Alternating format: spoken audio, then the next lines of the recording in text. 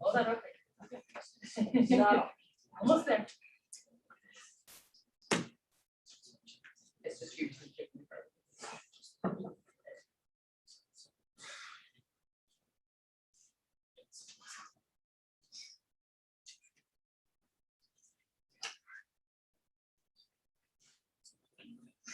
All right, well, good morning. Welcome to the October Mineland Reclamation Board. Topic just a little bit. I was going to say, usually we have microphones, so holler at me if I'm not loud enough, because I rarely am. But yeah, it's really nice to see everyone. This is so nice. Welcome back to in person. Lovely. Let's see. Let's get started here and with a motion to approve the September minutes of Mineland Reclamation Board. So moved. All in favor, please say aye. Aye. Oh, excuse me, yeah, a second, please. Second, thank you. Excuse me. Give me a day. Excuse me. Excuse me. I cannot see the whole board, so if I can have people identify themselves before they speak, so I identify them properly. Okay. Thank you. Great, thanks. Let's go through that one more time. Okay, please. John Singletary, I move the motion. And a second, please. Nowhere, him second. Thank you. All in favor, please say aye. Aye. Any opposed? Okay, hearing none, the minutes are approved. Looking at our agenda, I believe we did have item number 8 is withdrawn. Correct. Okay. Of our original draft agenda, so the agenda we have in front of us is good to go. Item number 7. That was item number 7. Excuse me. Item number 7. So it's item number 7 on the amended agenda. Thank you. Great, can I get a motion to approve the withdrawal? Tim Mock, so moved. Thank you, in a second. Singletary, so moved. Seconded. Thank you, all in favor, please say aye. Aye. Any opposed? Hearing none, the continuances and withdrawals are approved. If we could then start with the executive director report. Madam Chair, good morning. Director Brannon, somewhere in the Ethernet. Members of the board, Tim Mock, Deputy Director, Department of Natural Resources. A couple of updates here this morning. Senate Bill 258, this was the wildfire mitigation program. We continue to implement this. I can't remember if I had this included in my update or not, but we've hired 2 staff to help run this program. Basically, Section 5 of this legislation passed by the General Assembly and signed by the governor set up a new program within DNR known as the Wildfire Mitigation Capacity Development Fund. We have hired Allison Lurch as the program administrator and Courtney Young as the program facilitator to implement the program. We are working through this right now. We'll have those details to be shared out. As part of this, we are also teaming up with the Department of Corrections, State Wildland Inmate Fire Team SWIFT, and we are developing projects with them to perform wildfire risk mitigation work on CPF lands. And we've identified some additional projects for CYCA crews to complete. Senate Bill 249, this was the Keep Colorado Wild Pass. Staff has just a quick update here, has begun the work to implement the pass that will need approval by the Colorado Parks and Wildlife Commission. It's anticipated that the consideration of the pass will be at their next commission meeting on November 18th and 19th. Right now, we are on track while we have until January 1st, 2024 to implement this. We are on track right now to implement it by January 2023. Outdoor Equity Grant Program. This was the grant program that establishes or allows outdoor organizations focused on creating opportunities for underserved youth and their families to get involved in recreational activities and experiencing Colorado's open spaces, state parks, public lands, and outdoor areas. We will be announcing the members of that Outdoor Equity Program Fund Board this week, so stay tuned. Progress on gray wolves continues. You've been informed of the latest updates. We do have a 5th state advisory group meeting that will be held in Glenwood Springs on October 27th at CMC's Moorbridge Commons in Glenwood Springs. Parks and Wildlife has been busy stocking rare and endangered trout. We've got greenback stockings, 6,000 fry into the West Fork of Clear Creek near Jones Pass. Russ, just careful when you catch those fish out of there. As well as 3,000 rare Hayden Creek cutthroat trout stocked into Fishless Creek High on Pikes Peak about 2 weeks ago. This young of the year, this is kind of a cool story. I know some of you have followed this a couple of years back. These fry were spawned from the 158 survivors out of our that our aquatic biologists rescued during the Hayden Pass wildfire in 2016. So during that fire, they dropped in behind the fire line in retardant clothing and were able to rescue just about 200 of them. This is the only known genetic match for these fish is 2 specimens that were taken from Twin Lakes in 1889 that are residing in the Smithsonian for eternity. The Division of Water Resources has announced public meetings on proposed over-appropriation of the Yampa River Basin. Those will be coming up on Monday, October 25th and Thursday, October 28th. The Colorado Water Equity Task Force on September 30th, CWCB held an equity in water workshop open to the public, which focused on selection of topics chosen by the appointed members of the Water Equity Task Force. These included bridging the gap between urban and rural interests, environmental justice issues, and inclusive water planning. Colorado State Land Board, I think I updated this, that they had staff had presented to the Commission a framework for energy development on trust lands. There are 2 renewable energy projects on the state trust lands currently in the works here. The Niall Wind Energy Project in Logan County will be completed in December 2021 and will generate 87 megawatts of power.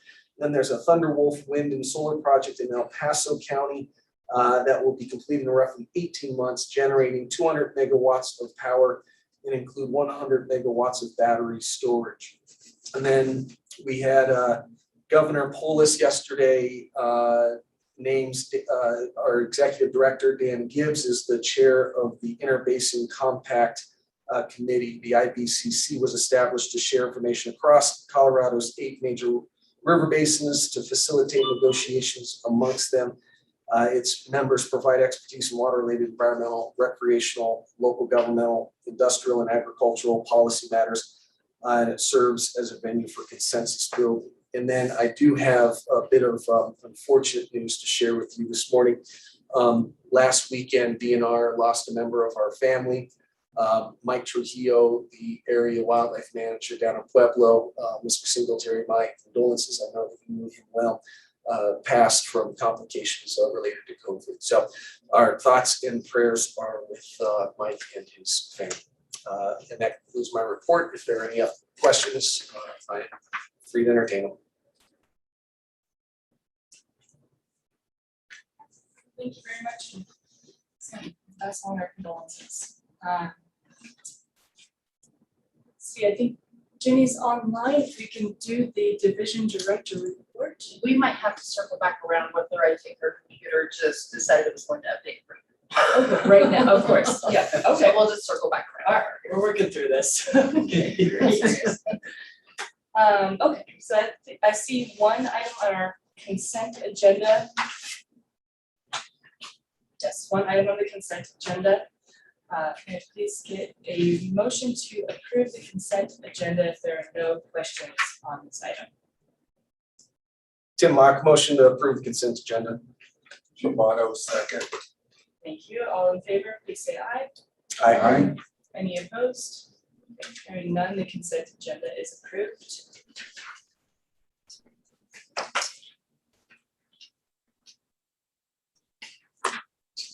Ms. Brandon ready or give it one more? Like I said, her computer had to update, there's nothing she could do, it dropped her, so. Sure, just. As soon as she comes back on, I'll let you know, so let's go ahead and get started. Madam Chair, we had a second item on consent agenda and stuff like that, and our apologies and stuff there, but just, it's for Southway Construction Company. And Lucas West is on something that it was a last minute add-in, and now we had some attorneys contact us at the end of the week and stuff. And all it is asking for an additional 30 days and stuff to try to get some things squared away between the operator and the landowner. And the division has said we are in favor of that, with the understanding that at the end of the 30 days, if nothing's been done, then we'll have to move forward and stuff with enforcement action. But we are giving them 30 days and stuff to try to keep their differences worked out. So, but that's item B, and that, like I said, it's on the amended and stuff there. So that's Southway Construction, file number M1987-013, and it's a request for a 30-day extension. Thank you. I guess with that amendment, could I have a motion to approve the amended consent agenda? Tim Mock, so moved. Thank you. In a second. Ortiz, seconded. Great, thank you. And our apologies on that and stuff like this last minute scramble and stuff, but that we're not everything's the same right here. We're working on it today. Appreciate the update. Okay, thank you. All in favor, please, of the amended consent agenda, please say aye. Aye. Any opposed? Okay, hearing none, the amended consent agenda is approved. Which I believe takes us to our first board action today for file number M-2000-052, document materials and asphalt.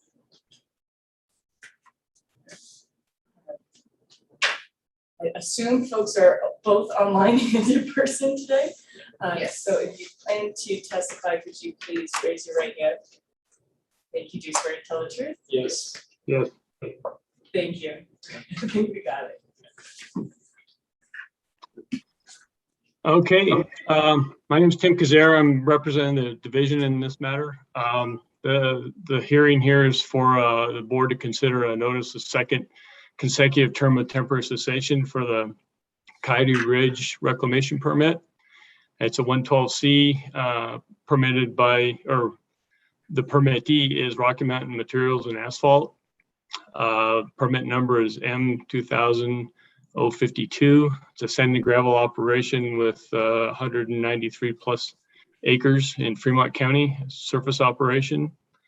The current bond is $32,400 and it is considered adequate. Brief chronology, I did an inspection on August 19th. During the file review, I found that the first 5-year period of temporary cessation was to end on September 25th. I talked about that with the operator on site, and we received a request for a second consecutive term of temporary cessation on September 3rd. On September 16th, the division sent a notice that that request was incomplete, and then we got a response on September 20th that completing that application, and we went ahead and sent out the notices to various agencies for the second 5-year term of temporary cessation. With respect to staff recommendations, staff has determined that the notice of temporary cessation, what is known as TC2, meets the requirements of Rule 1.13.5, Parent 3. The existing financial warranty is adequate to cover the reclamation liability. An explanation for not recommencing operations or reclamation has been provided, and the operator has demonstrated a continued commitment to conduct mining operations. Pursuant to Rule 1.13.5, Parent 4, staff conducted an inspection on August 19th, 2021. The permit file does not reflect any complaints against the operation, and the division did not receive any comments from the owners of the affected land or local government regarding this request. If approved by the Mine Land Reclamation Board, the second consecutive period of temporary cessation would begin on September 26, 2021 and end on September 25th, 2026. That's all the division has. The permittee is represented here today by Phil Courtney. If you have any questions for either one of us. Any questions?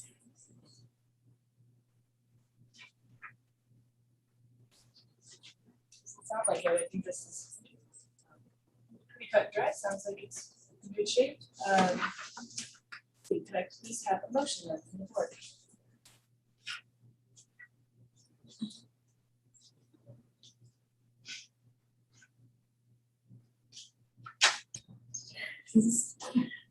Sure. Nell Wareham regarding permit number M-2000-052. The board determines that the notice of temporary cessation meets the requirements of Rule 1.13.5, parent 3, and that the existing financial warranty is adequate to cover reclamation liability.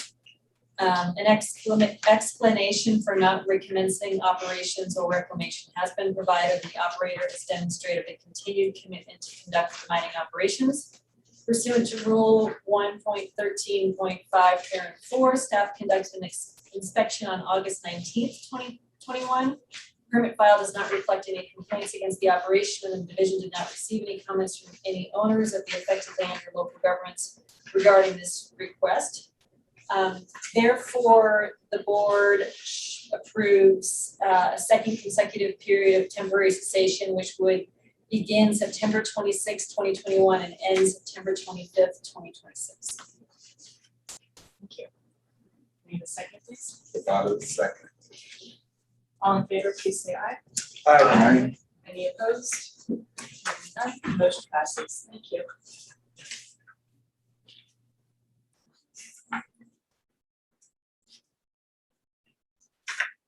So let's move on to item number 6 on the agenda, file number M-1995-057.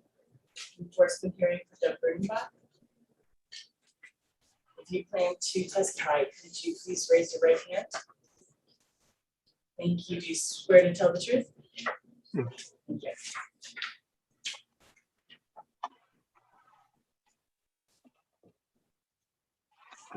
Dustin Zapla, representing the division. This is an enforcement hearing for the Rudabaugh pit. Permit number M-1995-057, located in Gunnison County. This is a 110C sand and gravel operation with an affected area of 9.9 acres. The operator is Deb Rudabaugh. On April 1st, 2021, the division was notified the operator is deceased. The division is not aware of an authorized representative for the operator.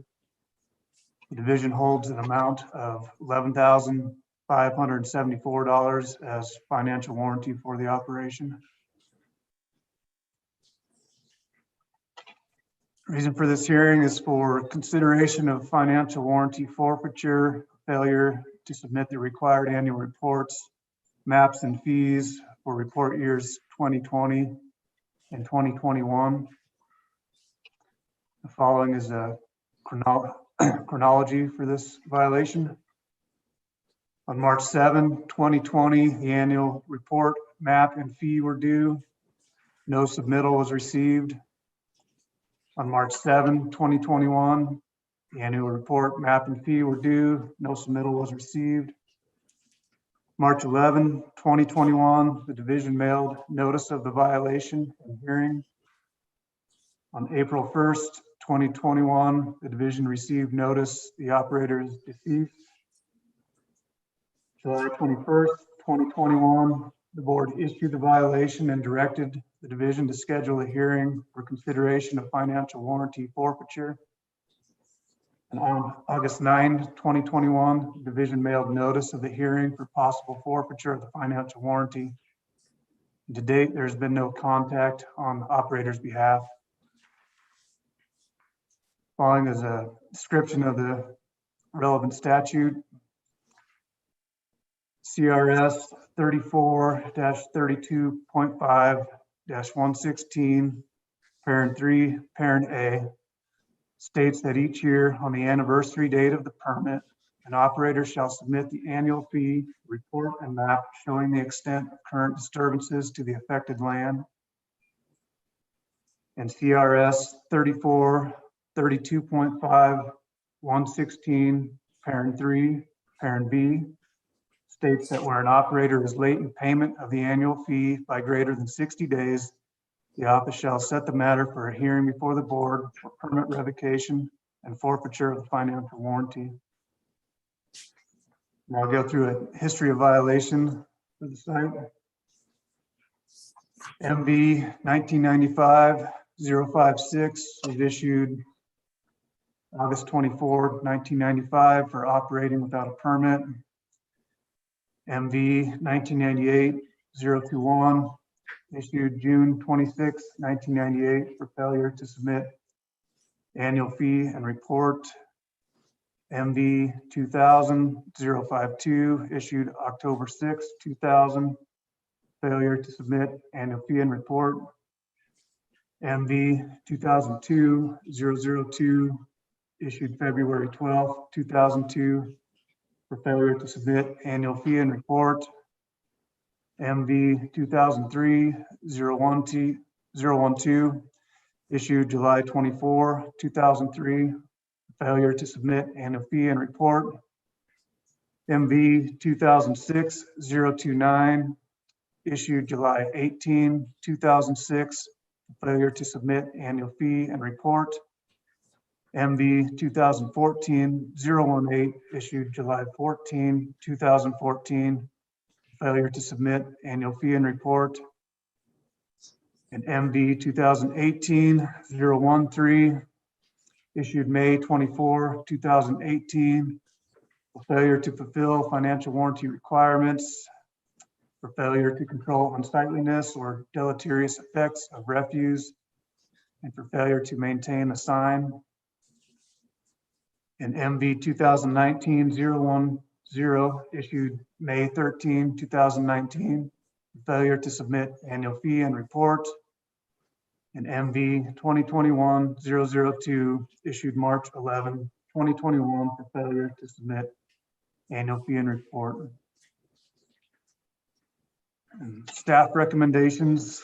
Staff recommends the board find that the financial warranty for permit M 1995-057 in the amount of $11,574 is forfeited, and direct the financial warrantor to immediately deliver the financial warranty to the board pursuant to CRS 3432.5-118 parent 3 parent B.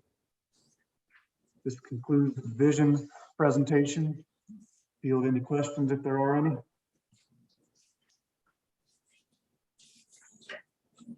Questions on it? Thanks. Could I please have a motion for the board then?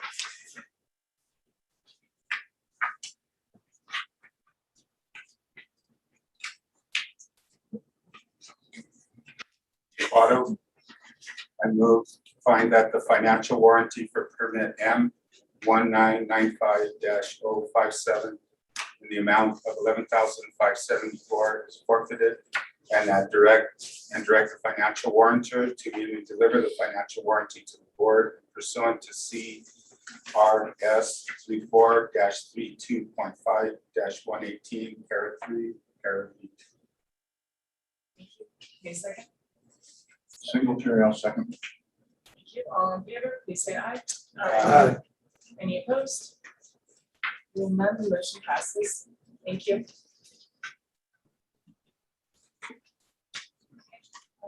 I believe Ms. Brandon was connected again.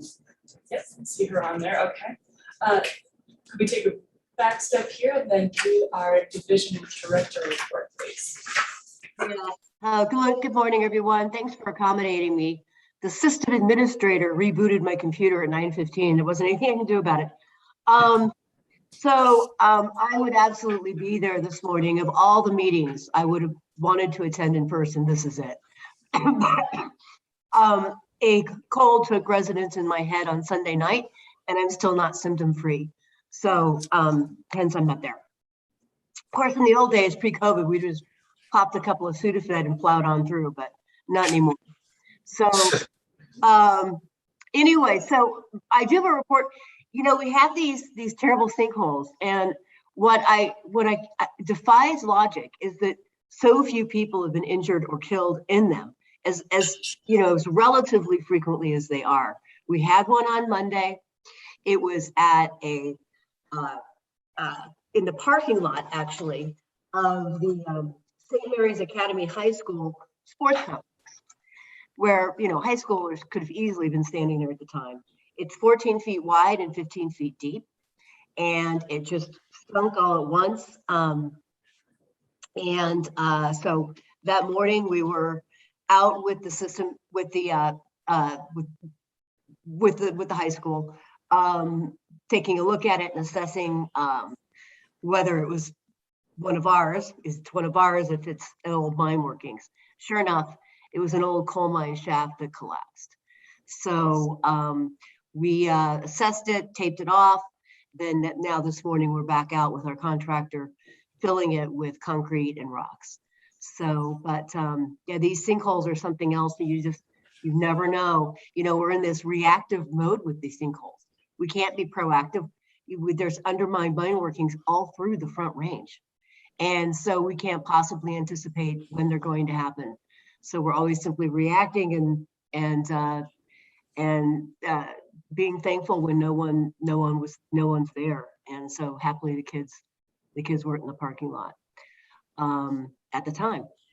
So that's all I have. Hopefully you'll hear more about that from Jeff Graves, not that incident necessarily, but you'll hear more about subsidence and sinkholes during his presentation in the orientation. That's all I have, unless there's questions or comments.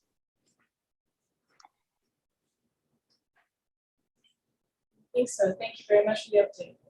Sure. So I think, it's only 9:30. I think we're good to get started then. Let's move forward with our discussion item, our orientation and training.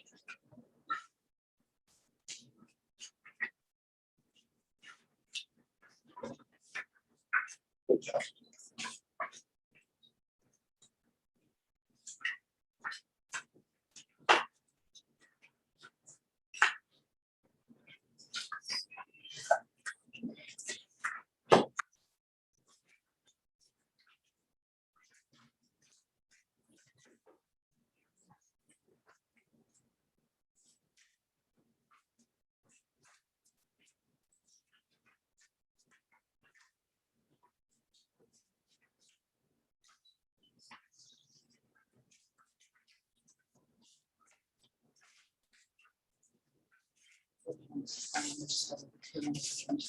Yeah, I downloaded this morning.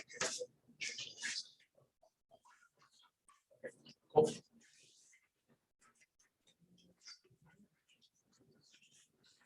Need a pair of binoculars and stuff in that for here.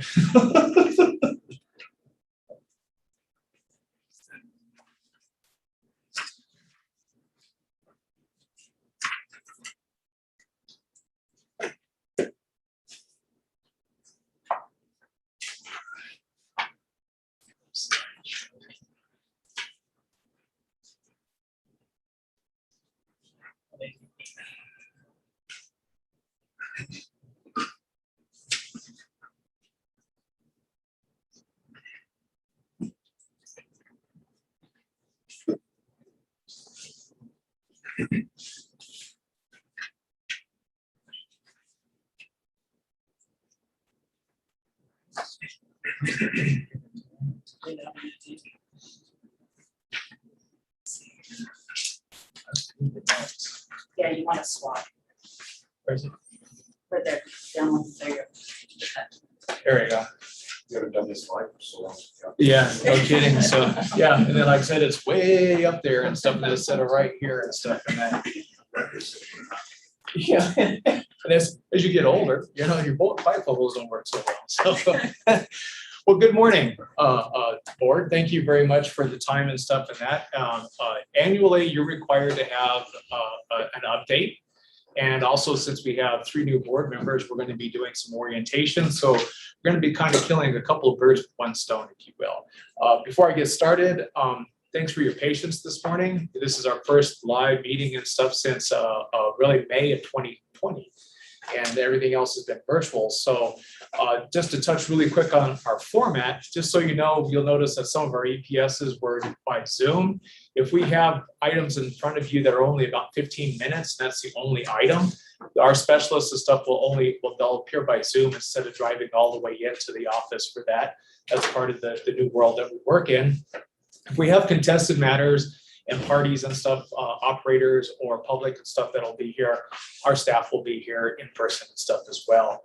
And also all of our seniors, the team leaders for each of our teams, and I'll talk about that here in a minute, they're here in person and stuff today too. So if there was any technical questions and stuff on any of the issues before you, they're really well versed in those matters and stuff like that. So I just wanted to touch base on that really quick and stuff before we get started with our program this morning. So what we're going to do is we have what we call DRMS 101, kind of go through and stuff, and that I'll explain minerals.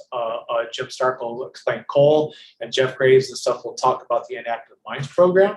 And so it's a 30,000 foot kind of a level discussion. And of course, if you have any questions or anything along the way, please, because it's kind of an informal kind of a thing, don't be afraid to ask us questions. We also have a little bit more of an in-depth discussion and stuff on the 112 process for our 112 permits. Those permits and stuff are for 10 acres or more. And you'll have several issues coming before you over the next several months where we'll be in the middle of those. And so having an informal discussion about the process without being too direct about some of the conversations that will be before you and stuff, and that we thought would be most beneficial, especially to the new board members and stuff, because those are probably our #1 contested items and stuff that come before the board with the public. And but we'll do a separate thing there. And then Chuck will be doing some legal stuff in that with you in executive session. And also Jeff Fugate, our Attorney General and stuff, and that will be joining me and stuff on that 112 program and stuff like that to discuss things. So we'll get started and stuff. Of course, we're the Division of Reclamation, Mining, and Safety. This is an organizational chart. If you'll take a look at it and stuff, you'll notice and stuff like that we are Department of Natural Resources, of course. Dan Gibbs, our Executive Director. Jenny Brannon, who did our report and stuff, she's our the Division Director here. And then we break down into how some things work out. You all know Cami. She is the board administrator. She's the one and stuff that you'll have most 99% of your contact and stuff with and stuff as far as everything goes. Susan Bergmeyer is the DRMS kind of IT liaison. She doesn't work for OIT. She actually works for us and tries to help us keep all of our systems and stuff together. And without her, the whole place would fall apart. But she's not part of OIT, and that she is actually one of our staff members and stuff here. And then we have the fiscal management group and stuff. Kristen Epley is our budget analyst. You won't hear from her today. And then there's the Office of Mine Land Reclamation. We call that the Active Mines Program. That involves coal, and it also involves the minerals program. Jim and I jointly have coverage over that program. And then we have the inactive mine program with Jeff Jeff Graves. Lots of Jeffs. A little discussion about our budget. It's always interesting and stuff to have a conversation and stuff. We have a budget that's just over $8 million. Part of that is cash funds with severance tax.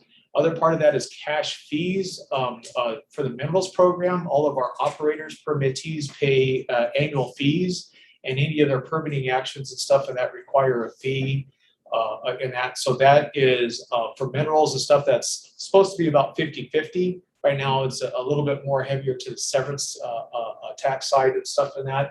And then we have federal funds.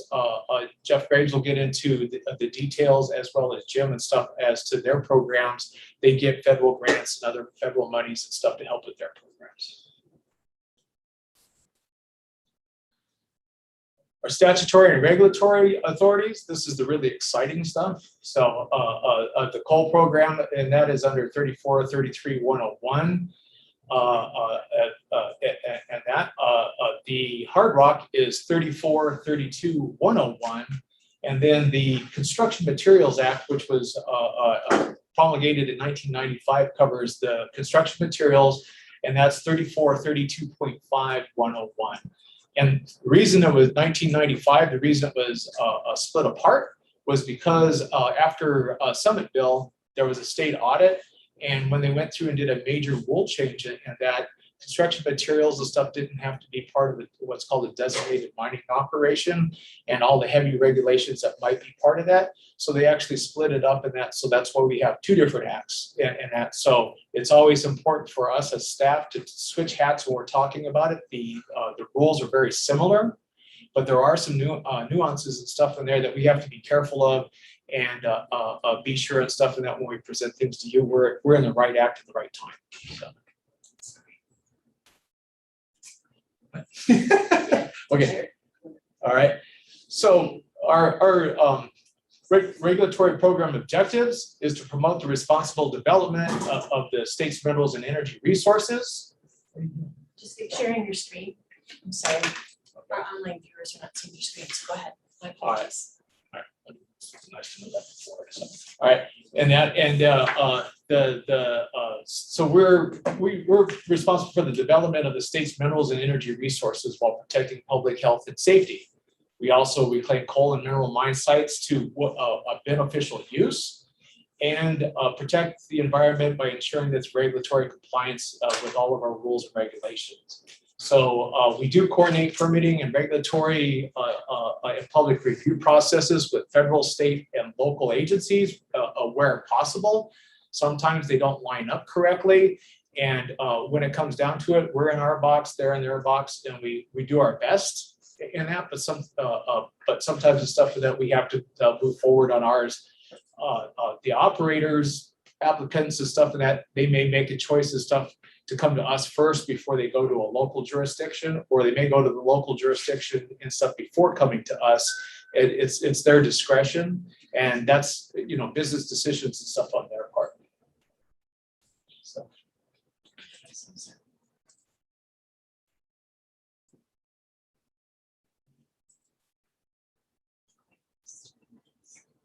You're trying to click to the next screen. Yeah.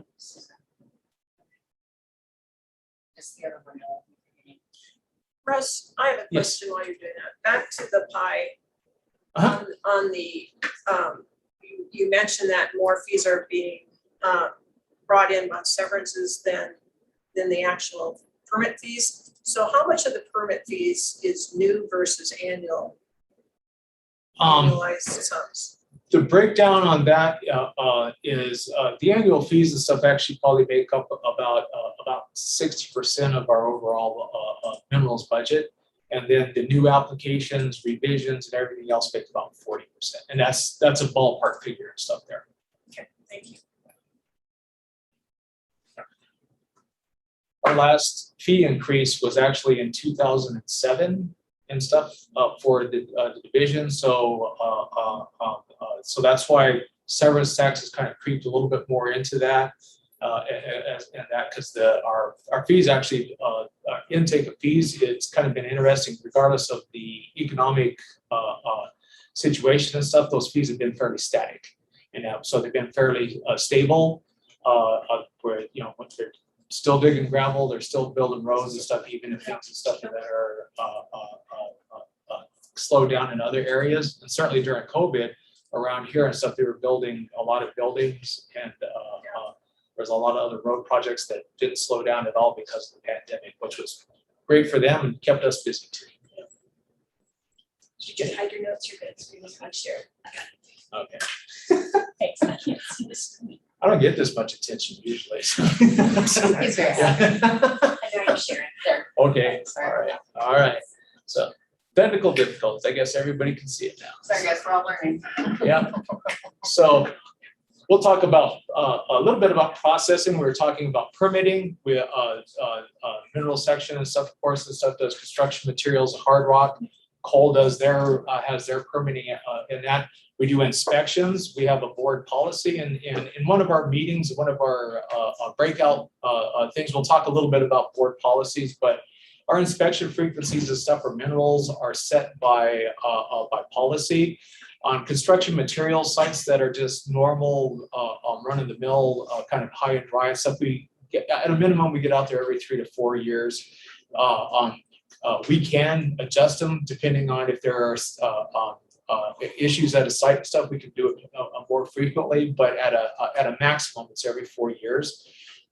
For hard rock mining, if it's a designated mining operation, which is our highest level of regulatory oversight, by rule, we have to go out at least once a year. But on some sites and stuff, we actually, bigger sites, we go out monthly for Cripple Creek and Victor, Climax, Henderson, and I think the Ray Silver mine and stuff, the revenue mine, we go out there monthly to check and see, and we have a team that does that, not just one specialist, but 4 or 5 specialists that go out. They rotate around, and each one of them has their own specialty, so they'll take a look at that, whatever their specialty is, along with the general inspection.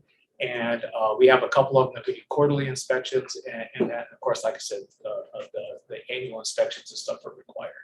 Enforcement, we have a 98% enforcement compliance rate and stuff in that with minerals. So the 2% is what you guys get to see and stuff in that. So we're really proud of that 98% compliance rate. When we went to e-filing of annual fees and that actually, we were like at about 84, 85%. It was a real struggle with the annual fees, but when we went to electronic format, that shot up and stuff to where we're at now. It's up at 98%. Bonding is a big portion of our job in that. So when we do an inspection and that, the specialists and stuff will look at the bond and update it based on current conditions. So it's not when we do an approval of an application, we may have that base bond, and then from there it could go up or down. And that, but when we go out and do inspections and stuff, it may just go up just simply because of inflation. I mean, our costs go up. The costs and stuff are based off of us having to go out and hire a contractor to do the job, not the operator doing it. So our costs are going to be higher. So that's kind of the carrot there and stuff and that for operators to ensure that they get it done, because it's going to cost them more money and stuff and that if we have to come out and do that. And then sometimes when we get big bonding increases and stuff, there's usually issues and stuff where they haven't followed their permit like they were supposed to, or for some reason it hadn't been updated, and that we do have that happen once in a while and stuff. So, but that is one of the prime objectives and stuff for the specialists and stuff when they do inspections, is to ensure that that financial warranty is in place.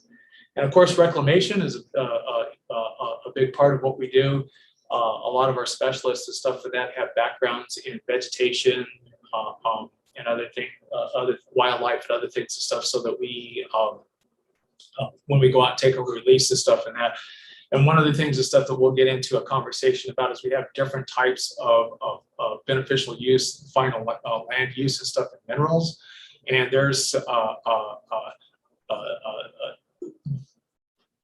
what the definition of stuff might mean and stuff to somebody doesn't necessarily mean something to somebody else and stuff. So we'll have a conversation about that so that we're all on the same page.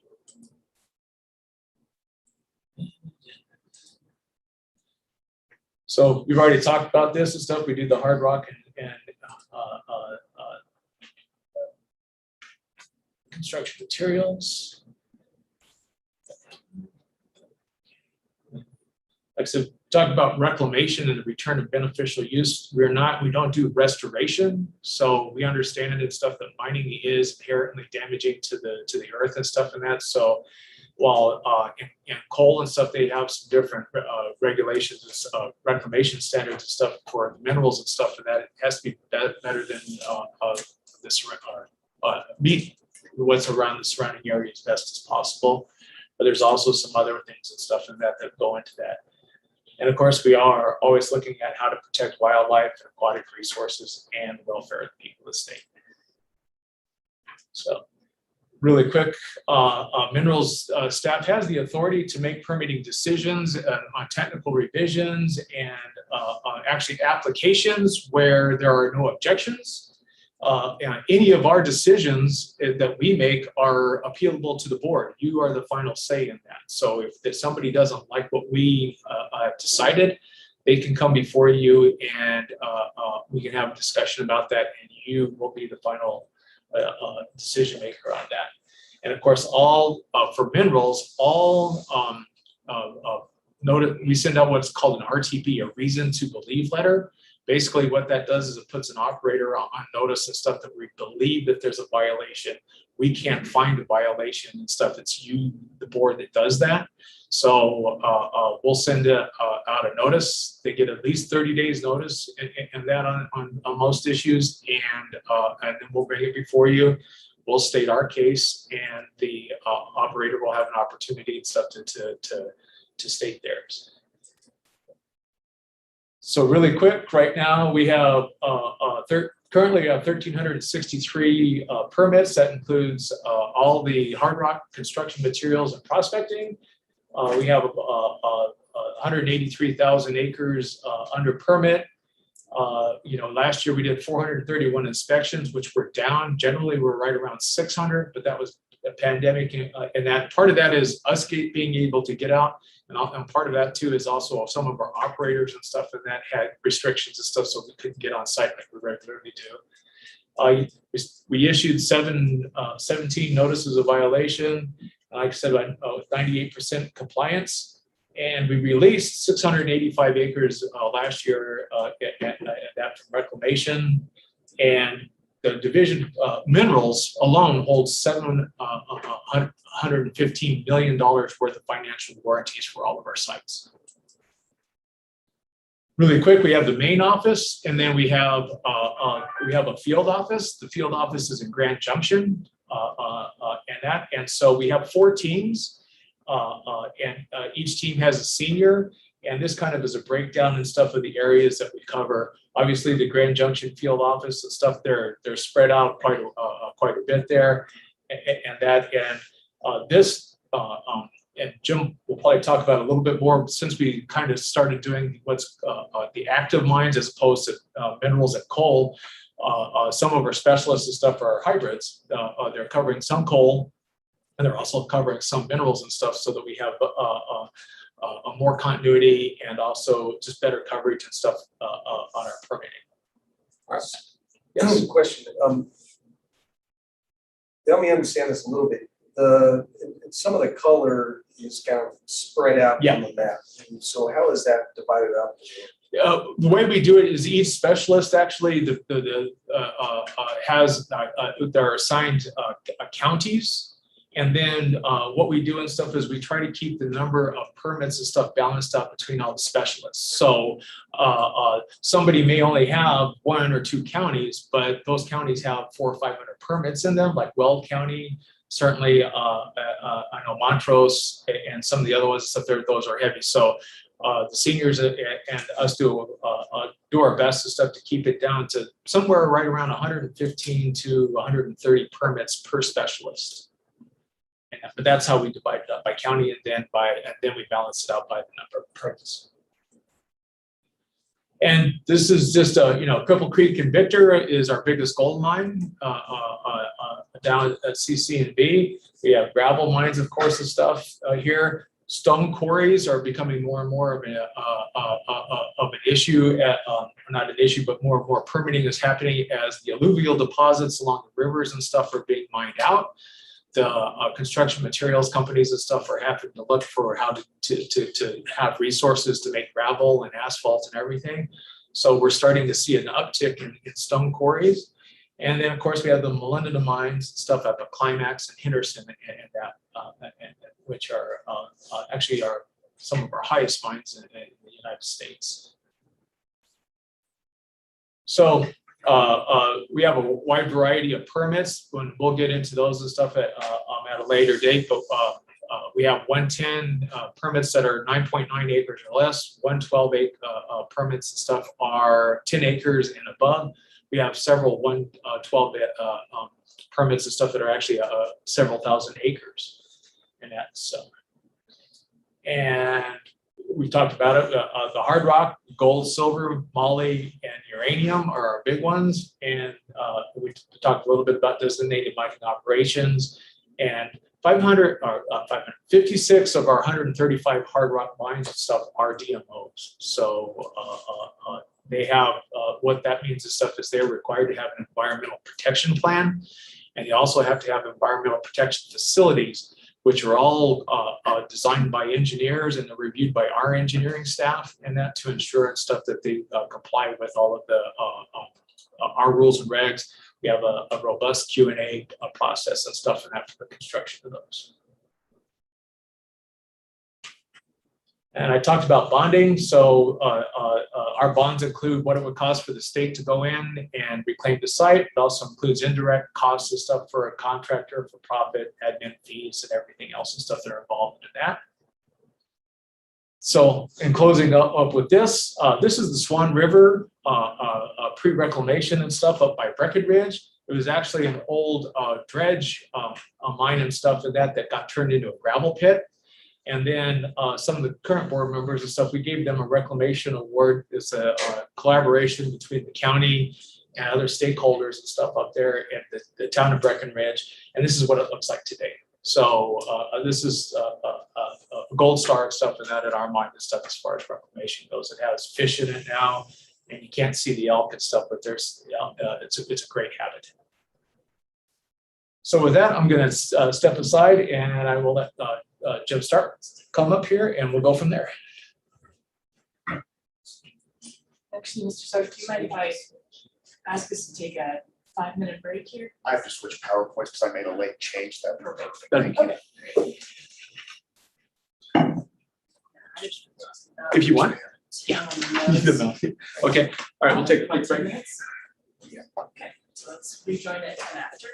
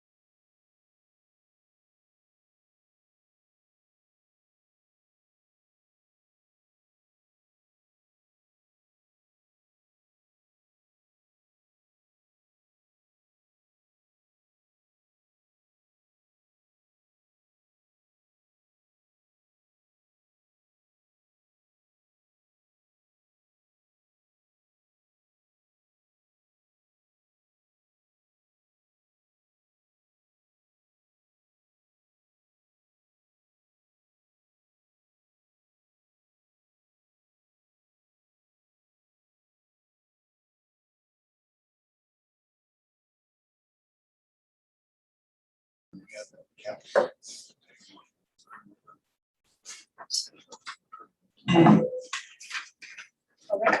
Okay, great. Let's continue, please, take it away. All right. Good morning, my name is Jim Stark and I'm the coal program director. So I'm the other half of the Active Mines program that Russ was talking about. I'm gonna give you a brief overview of our program. Just really quickly, the coal regions in Colorado, you have, basically five. You have the San Juan region, the Raton region, the Denver region, Green River, and the Uinta. And, if you look, the little dots there, those are some of our active mines, and they basically follow the regions, 3 or 4 in the North Fork of the Gunnison Paonia area. We've got one active mine down in Durango area, active mine down the Raton area. So it really follows, where the coal is, obviously. Nothing mined in the Denver region anymore for obvious reasons. As Russ said, we're in 3433-101, Surface Coal Mining Reclamation Act, and then the regulations of the Colorado Mine Land Reclamation Board for coal mining, which follow that act.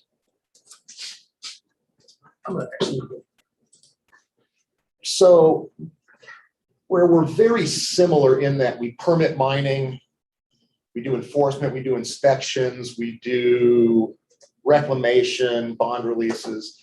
We're very different in a lot of ways. The coal program, we have direct authority for issuing decisions even over objections. So if we have an objection to a decision, we can still issue that decision. We don't have to come to the board to have the board approve that decision. We also issue our own enforcement actions and civil penalties. So again, the board does not have to find a violation and then issue the civil penalties. So those are some of the main differences, is the staff level authority.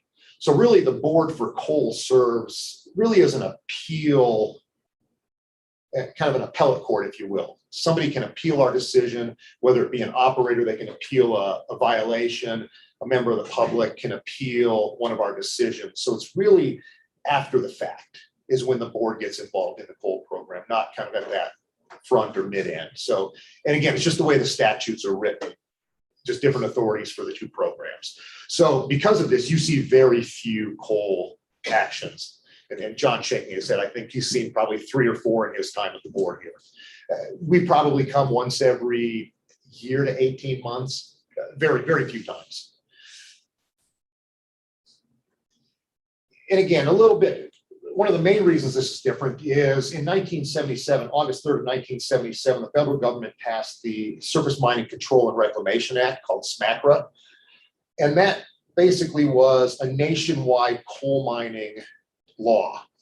What it allowed was it allowed the states to have their own analogous programs, so to gain primacy, similar to, we have primacy with Clean Water Act, Clean Air Act, and Health Department. We have primacy over SMCRA with the coal program. So in December of 1980, the state was delegated primacy.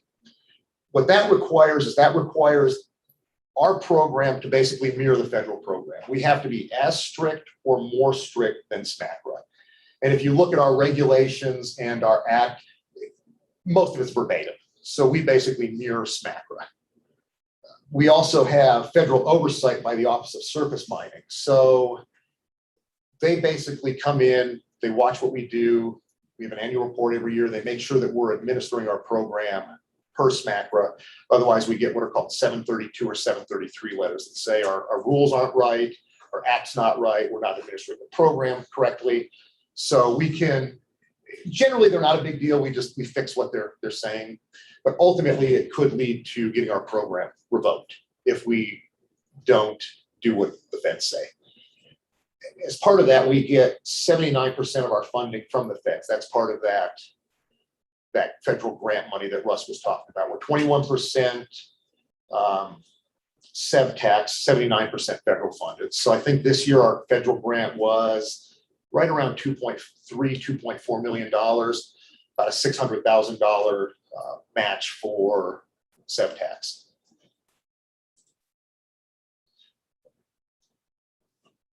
A lot fewer mines in coal. Obviously, coal's on the decline in Colorado and nationwide. So I think we have 7, not I think, I know we have 7 producing coal mines right now in Colorado. The rest are in some form of reclamation or temporary cessation. 167,000 acres permitted. Not a lot of mines, but they're big mines. Like Colawyo, it's a large surface mine up in Craig, 29,000 acres. The first picture up there was the West Elk mine in Paonia, 17,000 acres. So they're large mines.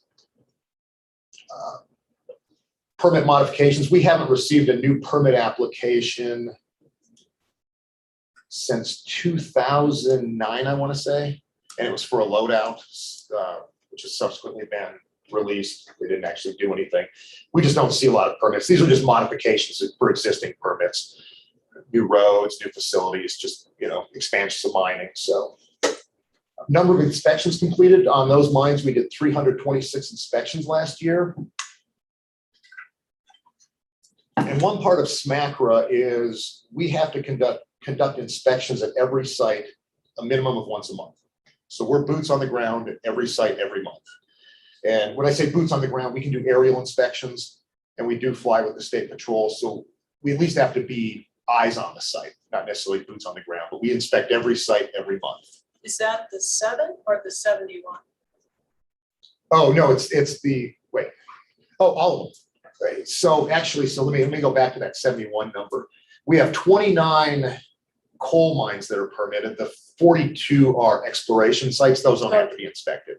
So we're boots on the ground with all 29 of those mines every month. How long does an inspection take? It'll reclaim. We have some areas that are reclaimed and they've gone through different phases of bond release. So there may be 20, 30 acres, a couple hours maybe. You go to a Colawyo, again, 29,000 acres, you're talking a week. Trapper takes, 4 or 5 days. All the active mines take several days to a week to do a really good inspection up there. No citizen in place last year. Most of these coal sites are kind of out in the hinterlands, so we don't get the same public interaction that that they do in the minerals program. No one's putting a coal mine by somebody's house. We're not West Virginia, Pennsylvania, Kentucky. That's kind of more the gravel pits. So we don't see a lot of complaints from the public. No violations issued last year. We have 7 operators, 7 active sites. They're big companies, Arch, Peabody. A couple of our mines are owned by power plants or cement companies. So they're big operators. They have the money to put into these sites and they basically do things the right way. One of the hammers we have actually in the coal program is if we issue multiple violations to a site, it's called a pattern of violations, we can then revoke their permit. And any member in a hierarchy of a coal company, so all the way up the food chain, from the mine all the way up, the multiple layers of corporation, none of those people can be involved in coal mining ever again if they're involved in a permit revocation and bond forfeiture. So that's our real hammer with violations. So if we notice something on the ground, we tell the operator, they're usually getting it fixed before we leave the site. Number of acres we've released from bond in the last year was almost 1,900. And then we hold for those 29 active sites, a little over $200 million in bond.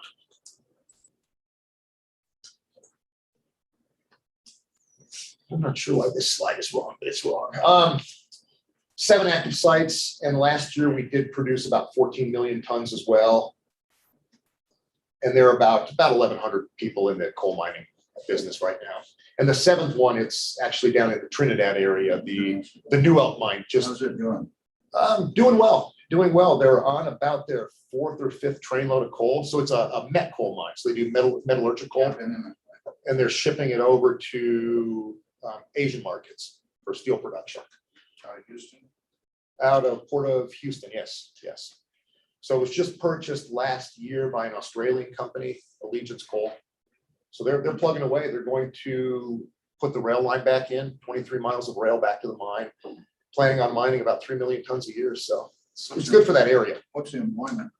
Right now, they're at about 80 to 90. They're going to get up to a couple hundred. So yeah, good. Like I said, good for that area. Good for that area. You know, people aren't thrilled about the truck traffic right now, so if they can get that rail in there, it'll be good. But again, that's out of our jurisdiction. We don't deal with dust, noise, traffic, you know, view shed, you know, all those things. Those are out of jurisdiction. So we do listen, but you know, we point to the county for that stuff. We're saying performance bonds, and I know Russ touched upon this. It's kind of the same on the front end. Before any activity starts, an operator has to submit a performance bond. And that's the cost to reclaim the site if the division had to do it through third-party contractors. And that's actually a big deal, and we get a lot of pushback. Well, maybe not anymore. We used to get a lot of pushback from our operators. They could do reclamation a lot cheaper than we could, but we've got different overhead than they do. You know, we have different contracting requirements that they do. So our costs are generally 20–25% higher than their costs just because of that. And again, as Russ said, it's an incentive for them to do the reclamation and not us. They can do it cheaper, then they can get their bond back. Again, it's based on the approved reclamation plan, what it costs us to do the reclamation.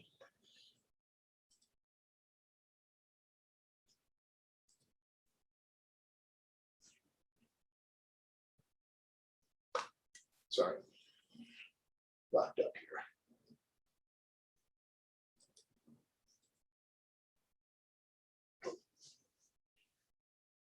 Okay, oh, please. Oh. You just had to pretend to move and you scared it into action. I like that.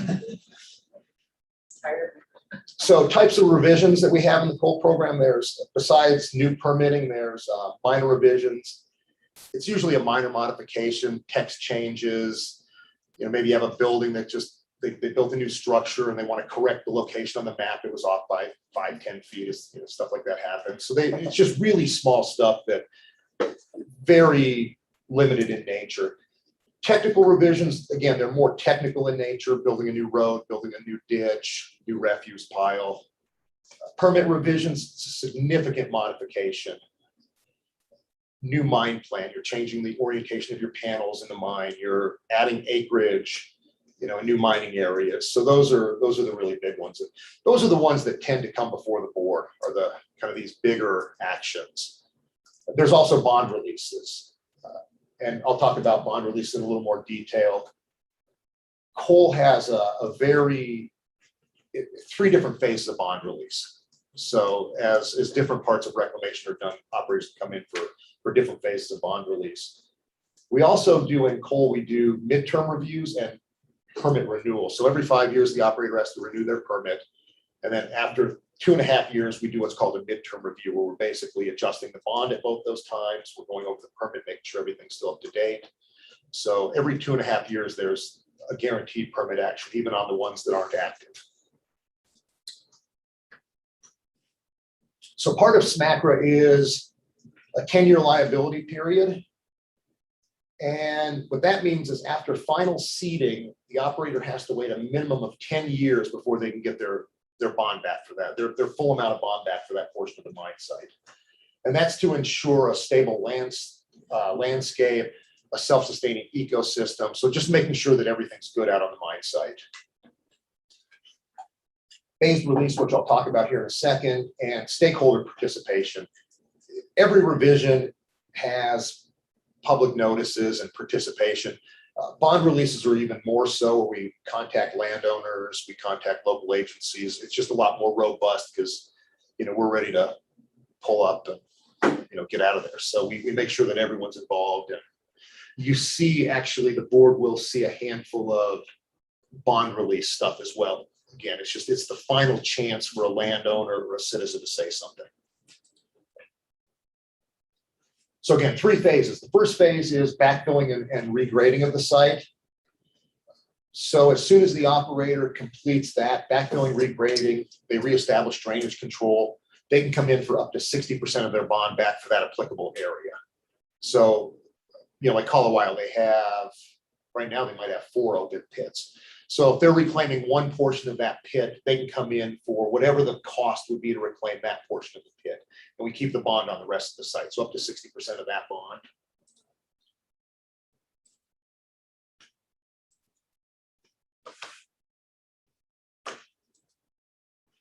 Phase 2 is topsoil redistribution and reseeding to control erosion.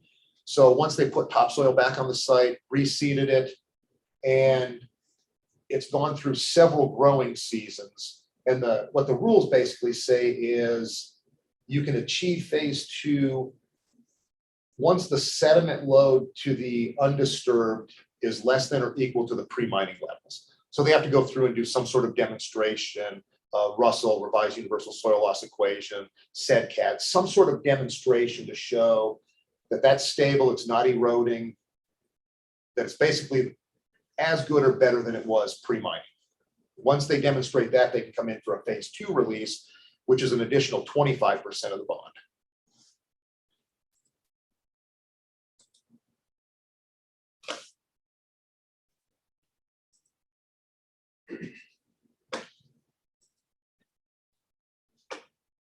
Sorry, a little technical error. Jimmy can use the arrows too. What's that?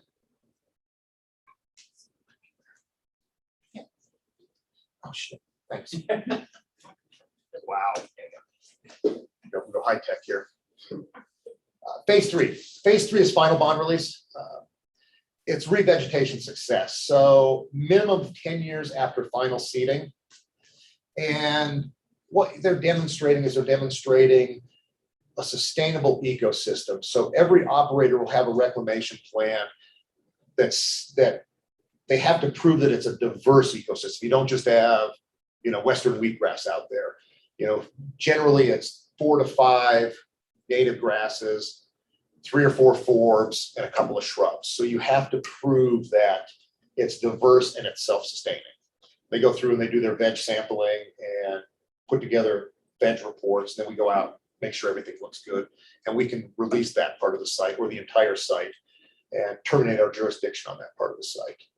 And again, minimum of 10 years following reclamation for that. So just a few success stories. I mean, actually, I think coal mining, most of them are success stories, but this is the Yost mine, which is, I think, fully phase 2 release. I think they're just waiting on the clock now for final bond release, but during mining and after reclamation. Some reclamation at the Trapper mine and wildflowers, grasses. If you're ever in Craig, you can just look on that slope and you can see kind of the progression from mining, reclamation, and they do a tremendous job out there as well.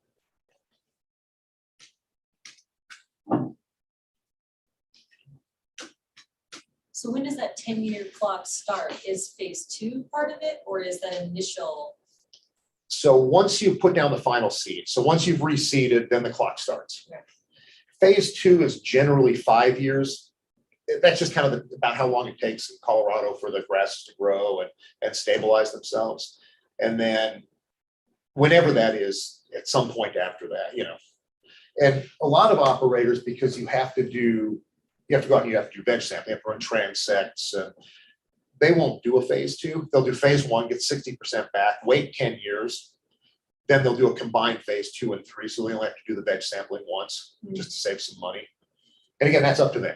As long as we hold bond and we keep escalating the cost for the bond, they can hold it forever if they want, I suppose. We had some parcels at Colorado a number of years ago. They were reclaimed for 30 years. They didn't come in with a bond release. We just kept escalating those costs as we're required to by SMACRA. What finally pushed them was they had a spark from one of their blasts went over and caught kind of one of the areas on fire. Burned like 2 acres, but I think they realized, we've got thousands of acres here that are phase 3 releasable. We'll be in trouble if it doesn't, something happens, so.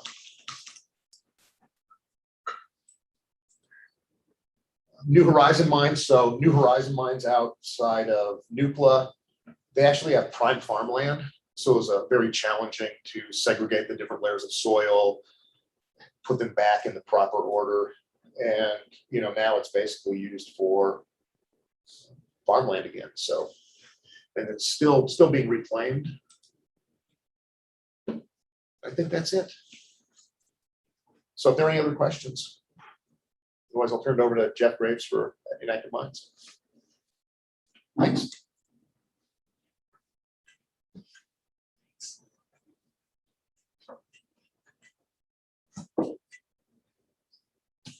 Hello, Jeff Graves with the Enacted Mine Reclamation Program. And this is probably one of 2 times you'll see me during the year. So enjoy if that's the case or not. Yeah, we generally don't have a lot of things before the board. I'll kind of go through what the board's interaction is with our program. And you'll see it's pretty limited. But this provides you an opportunity to at least see what we do, and feel free to ask any questions if you have any as things come up. So start off, we're sometimes referred to as the AML program, the Enacted Mine Reclamation Program. We're within that Office of Active and Inactive Mines. We're the inactive part of that office. And I'll touch on the active part of that office. It's a little bit of a misnomer, as we're not, there's really nothing from an active mining standpoint. It's more active with respect to mine safety training. But we are non-regulatory. So we're kind of one of the programs within DRMS that doesn't regulate anything. So we're kind of a white hat program, I'll say. So we address hazards and environmental problems associated with abandoned mine lands, sometimes referred to as inactive mines or legacy mines. Our use of that term is defined with respect to sites that are prior to 1977. So you remember Jim talked about SMACRA. That's kind of the date that we use as a cutoff for expenditure of funds on sites that are considered pre-law, would probably be a better term to associate with abandoned mines.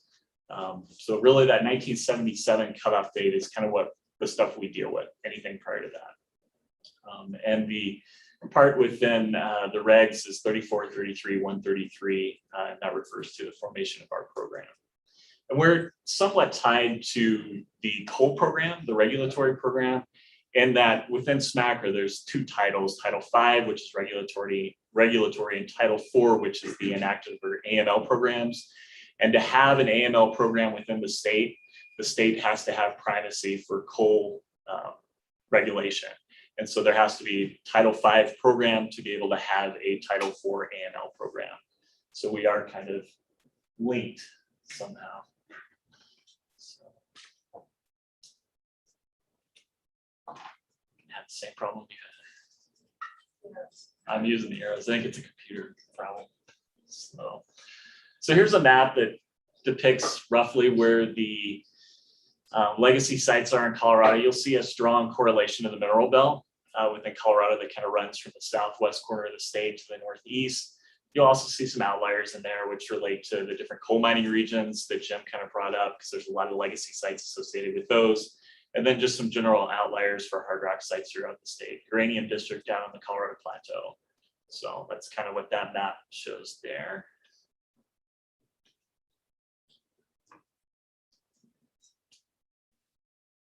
AML funding. So I used to have a very complicated slide that discussed how our funding works, but I've simplified that. You can thank me for that because it is pretty complicated. We have a number of different funding sources associated with our program. We kind of have to pool resources from various partners, various federal agencies to fund the kind of work that we do. We do have one dedicated, well, really 2 dedicated funding streams associated with our program, and that's first off our SMACRA funding. And that's federal funding. Generally, our grants are between that $2.8 and $3.3 million. Sometimes they're more than that. Those funds are based on historic coal production in the state, so prior to 1977, and then current coal production. So a portion of the coal that's produced every year in the state, the feds collect a tax on that, and a portion of that tax comes back to the state in which it's mined. So that accounts for our kind of $3 million of grants each year. There's a specification in SMACRA that requires the Office of Surface Mining to distribute a minimum of $3 million. It's called a minimum program funding level for states. And we're right about at that minimum program funding level. So that's why you'll see 3 to 3.3 million in our grants. The 2.8 is a function of the fact that the feds take off sequestration on any funds that are distributed out of Treasury. And so they sequester a percentage of those funds. So we get a little bit less than 3 million each year. And this is where the board interacts with our program. So generally each April, we bring our grant package before the board as a presentation, and then the board approves that grant that we then apply for our federal funds. I mentioned we get a set amount of money each year, but we have to specify the kind of work we're going to do with those funds we receive, the projects we're going to be working on, how we're going to expend those funds prior to applying for the money. We're guaranteed the money, we just have to put the grant together. But you have to cover something like a sinkhole that just comes up out of nowhere. We do. That comes out of your department. Yes, and I'll touch a little bit on that. We generally, as part of our grant, we set aside what we call emergency funding, a portion of our grant kind of set aside, recognizing each year we have a certain number of emergencies that we have to address. And we have a rough idea on average how much that costs. Some years it exceeds that, some years it doesn't. So we reallocate funds within that 3.3 million. One advantage we have within SMACRA is that those grants are 3-year grants. So at any one time, we have 3 grants open, 3 federal grants, and we can actually have more than that. We can request extensions on those money. So at any one time, we could have potentially, $8 to $10 million within the program that we can redistribute to cover costs that come up that were unexpected. And then we also have severance tax funding that we can allocate to other types of projects. So with the SMACRA funding, there's a lot of requirements associated with expenditure, where it can be spent, the type of projects that can be spent on. Those SMACRA funds are restricted to either coal priority ones, which are physical hazards. They can also be spent on coal-related environmental problems. We can also request that portions of that federal money be spent on hard rock or non-coal related problems, but it's only physical hazards. So we cannot spend any of that federal money, SMACRA money, on environmental hazards associated with non-coal sites. So we close a lot of open gold shafts or silver adits or hard rock sites that are physical hazards, but we don't address any of those environmental problems with those funds. That's where our severance tax money comes into play, and we supplement what we receive with SMACRA funds. We supplement that money or those projects with severance tax if we don't have enough SMACRA funds. And then we also do projects that we can't fund with our SMACRA money. So that's where we'll do environmental projects that are non-coal. For example, what environmental problem? So addressing, and I'll touch on this, I probably should just scroll through so that we get to that point so you can at least see, but it's farther down, so I'd have to scroll back. But the type of environmental problems are generally erosion related to waste rock piles, metals loading associated with exposed tailings or exposed waste rock. There's a lot of point source problems that we don't address because of Clean Water Act issues and the potential for liability associated with taking those projects on. So we steer away from those type of projects, but that would be something if there was some form of Good SAM or liability relief that we would work on. Yeah. But at this point, that's not the case. But I'll come back to kind of answer your question. So one of the big things that we spend our SMACRA funding on is coal mine fire abatement. We have, says 37, it depends on the year as to how many active coal mine fires we have. One of the big problems we've been seeing lately is a lot of the wildfires have occurred in areas where we have historic coal mining. And so as those wildfires burn through, it will set coal waste piles that are historic or abandoned legacy sites on fire, and then we have to go out and address those. And each year over the last 2 years, we've had, I think, 3 to 4 of those sites that we've actually had to respond to. Last year was one of the worst years we had. Also one of the worst years from a wildfire standpoint. So that's an ongoing problem for us that we set some funding aside for, kind of within a large coal fire kind of section of our grant, and recognize that each year we have a number of those issues we're going to have to address. So that's a big problem. Outside of that, we also just have 30 some odd underground burning coal mine fires that have been burning for, in some cases, 60, 80 years in many instances. One of the big things we do is clear vegetation as a wildfire mitigation methodology, because we've also experienced situations where coal fires have burned all the way to the surface and then set vegetation on fire, which can result in a wildfire. So we're very conscious of the sites that we have active coal mine fires on, and then try and do vegetation clearing and mitigation to the extent that we can to ensure that we don't have some kind of wildfire ignition as a result of those coal fires cropping out on surface. But I'll say some of those sites, we have temperatures in excess of 600 degrees Fahrenheit at surface. Some areas even more than that. So these are pretty significant hazards and really difficult to deal with. So sometimes we put in exclusion fencing to keep the public out, recognizing there's huge hazard there. And then where we can, we try and do actual extinguishment. Pretty challenging, especially in a lot of the areas where we have steep topography, very inaccessible to get to these sites.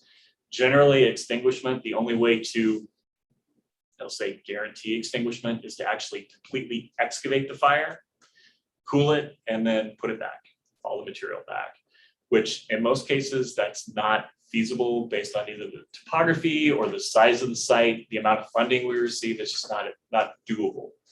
So a lot of times we'll do drilling and grouting. We've done injection of different types of media to try and control temperatures and cut fires off, and those have different degrees of success depending on the site. We do my favorite word, quinquennial, 5-year statewide assessment. So every 5 years, we hire a contractor to go out and evaluate each one of these mine fire sites and then provide us a priority list based on what their site visit shows in terms of fire progress, temperatures at surface, and then identify any of the fires that we think are dormant or extinct to see if any of those have sparked up again. So this is generally where the coal fires are located. You'll see vast majority on the west slope, and then the highest concentration along the Grand Hogback, trending from Glenwood Springs up towards Craig, that direction. Very intensive fires. That's probably where we have our highest priority fires based on the geology and the topography. We get the hottest temperatures because the way the coal sits on dip, it's elevated, dipped up, and so you tend to get a chimney effect at those mines and really hot fires. And a few outliers in different spots there. Jenny kind of brought up this morning, one of our coal mine subsidence sites that we've been working on down in Colorado Springs or responded to most recently. Coal mine subsidence is something that we address. We usually have 1 to 2 of these sites annually. We had one earlier this spring that opened in an alleyway in Lafayette. Guy came out one morning and his trash cans were floating in a 20-foot wide hole that was about 10 to 15 feet deep and full of water. So this is not unusual to have these type of issues crop up each season. Usually I said 1 to 2. The areas that are most heavily undermined by historical mining are kind of the Boulder Weld coal fields. So that would include areas like Lafayette, Louisville, Erie, Frederick, Firestone, kind of along that section. Also Marshall area. And then there's a significant amount of undermined areas in Colorado Springs. So Country Club Circle, Craigmore, some of those areas up in there we've had a lot of, and that's actually the one that we're addressing right now happened is just kind of the Craigmore area, just south of UCCS there, Colorado Springs. But one of the things we do is we try and do preventative measures. So obviously we respond to emergencies, backfill those features, but then in trying to stay ahead of that, we recognize where we have areas that have shallow coal mines close to undermined homes or close to subdivisions. And so we do go in and expend some of our SMACRA money in a preventative measure. And that's what you'll see in the lower right corner is doing grouting underneath existing homes. So where we've identified high risk zones based on the amount of coal mining underneath and how much overburden you have between the coal mining and surface, we'll do preventative measures. So we try and address high priority and medium priority sites within Colorado by doing grouting underneath those homes. These are just examples of our typical public safety hazardous mine opening kind of features we work on, collapsing, adits, mine shafts, stopes. We have a lot of vertical timbered features, Colorado. So it's the typical kind of hard rock non-coal sites that you'll see. Interestingly, just about every year we have somebody, it seems like, who's being rescued from a hard rock mine somewhere in Colorado. Generally, it's on the Front Range now with so many of these sites being accessible. I think this year we did kind of an emergency closure on a site up in Boulder County after I think he was a CU student, fell into a mine shaft that was directly adjacent to a Forest Service road. Thankfully, he was uninjured and was rescued, but it's something that we prioritize each year with the amount of funding that we get. And I'll say just about every feature we work on is a priority, just based on accessibility anymore. People can get to just about anything. Typical hazards, you'll kind of see some examples on the bottom of some of our closures. We use a lot of grading to close features and safeguard those. You'll see the ladder feature kind of on the right-hand bottom there. That provides for that access. So as part of expenditure of federal funds, we're required to comply with NEPA or go through the NEPA process, where we identify species that would be impacted by any of the work we're doing and develop mitigated measures to allow for those species to continue to use those sites to the extent that we can. We also have to comply with National Historic Preservation Act. And so we do a lot of cultural resource survey and inventory on all of our sites to identify any potential cultural features that need to be protected, and then adjust our closure and reclamation techniques to ensure that those resources are protected. So it's pretty big, and actually one of the more expensive parts of our programs is cultural resource compliance. It's a huge thing. Water quality improvement projects. So these are the types of projects we tend to do with that severance tax money, or kind of within our realm of what we can do. We offer a lot of technical assistance to local watershed groups. We work a lot of times with TU and do joint projects, but then assist those local watershed groups. Generally, they're NGOs, and either collecting data, developing plans to address their generally non-point source issues within their watersheds.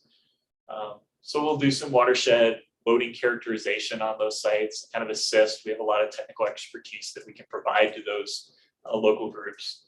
And then where we identify projects that we feel comfortable working on from a liability standpoint, we'll do design and then execute reclamation projects. And like I said, generally those are the drier sites where we're not incurring that Clean Water Act liability.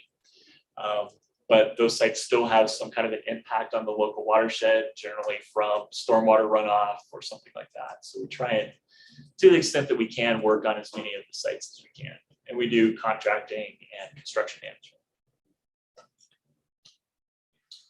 Here's an example of one of the projects that we worked on. This was the St. John mill reclamation. You can see the before picture up in the upper left, and then the after picture in the lower right. And there we removed a bunch of tailings that were impacting that St. John Creek. This is in Summit County, kind of Peru Creek, Snake River drainage area. And then also protected the historical feature there in the center. So that was part of our project, was to reclaim and then protect. Mentioned historic preservation. We do a little bit of that, not as much. Generally, we support structures that are potential hazards to the public. But we try not to do a whole lot of historic restoration or preservation, because then there's kind of an ongoing obligation to continue to protect that resource. And so it can become a little bit challenging, but we do a little bit of stabilization where possible, and then try and work with local archaeological or historical groups to then maintain those structures into the future. Bond forfeiture, mine reclamation. So this is probably where there might be some potential interaction between us, where you may have revoked a permit. And then what the division generally does is then provide that bond money to the AML program then to implement reclamation on that site. And so this is an example of one of those sites, the Sherman mine, where we did a bunch of regrading as part of that reclamation or bond reclamation, and then removed some structures and other stuff, trash on the site. So we are kind of the construction arm with respect to the minerals and coal program. When there's a forfeited site, we'll actually do the construction when possible. Accomplishments, I think we're about up to 12,000 hazardous features that we've safeguarded since 1981, since the inception of the program. we safeguard about 300 per year. It depends on both funding, staffing levels, and kind of what projects are in the hopper. But generally, it's about 300. We've reclaimed as part of that over 4,200 acres, and we have very good kind of partnerships with our federal agencies, Forest Service, BLM. We have a new partnership with DOE that we've been working on to address historic uranium sites, Western Colorado, and even on the Front Range.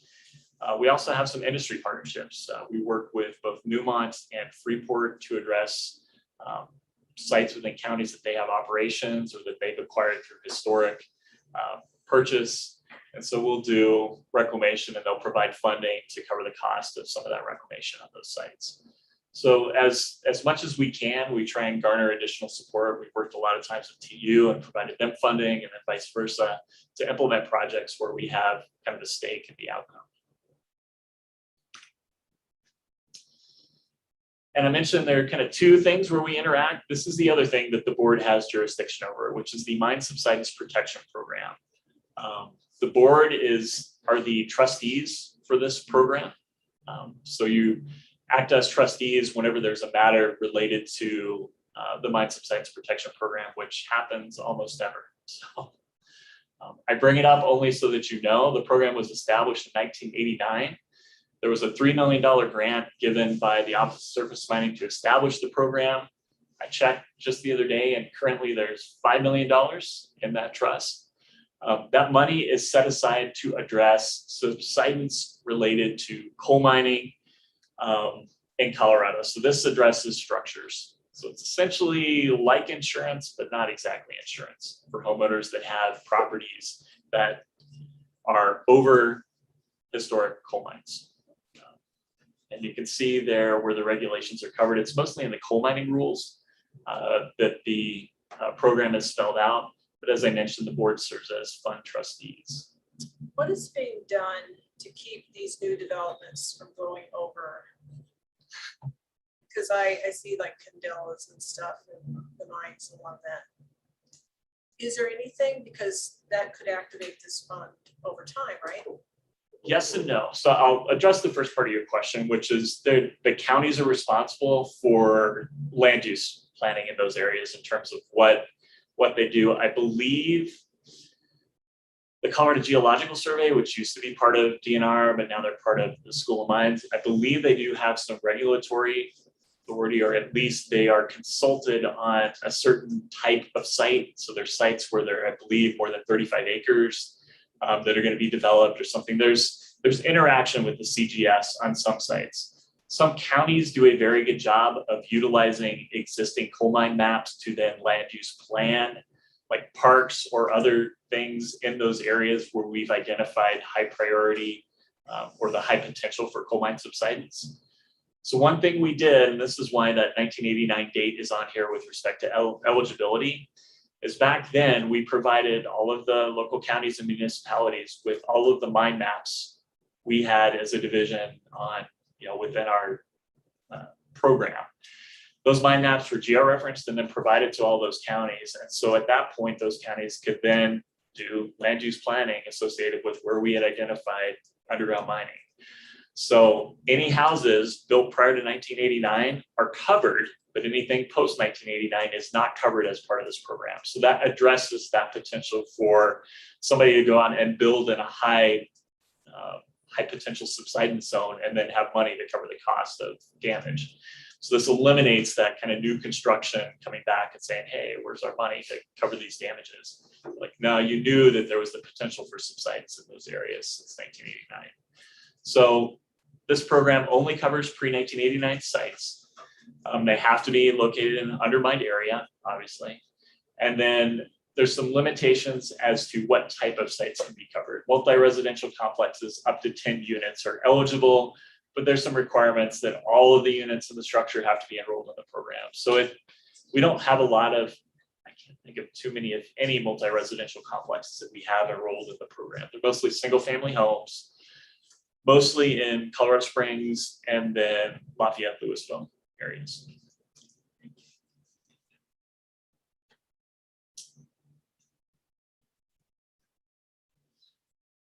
Enrollment costs and coverage in the program. there's the hotline number, which we get calls on quite often. If the home is eligible, we do a baseline inspection prior to them becoming a member within that program that identifies any pre-existing damage associated with the house, because we're not going to cover anything that's pre-existing before they've enrolled in the program. So that establishes that baseline moving forward for when they call and make a claim saying, hey, I've got, my doors don't work anymore, my drywall's cracking, you know, whatever the issue is with the structure. They call, they make a claim, we send somebody out to do an inspection. And then if we believe that that damage is associated with coal mine subsidence, then we pay to cover the cost associated with addressing that on the house. And you can see there's a maximum limit up to $100,000 per occurrence.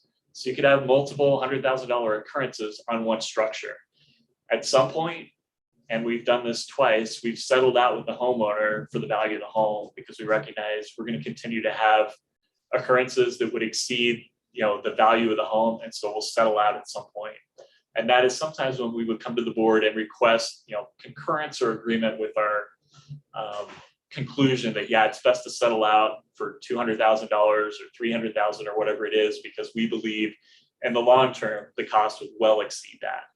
So that is a situation where we might request the board's approval or concurrence with our decision.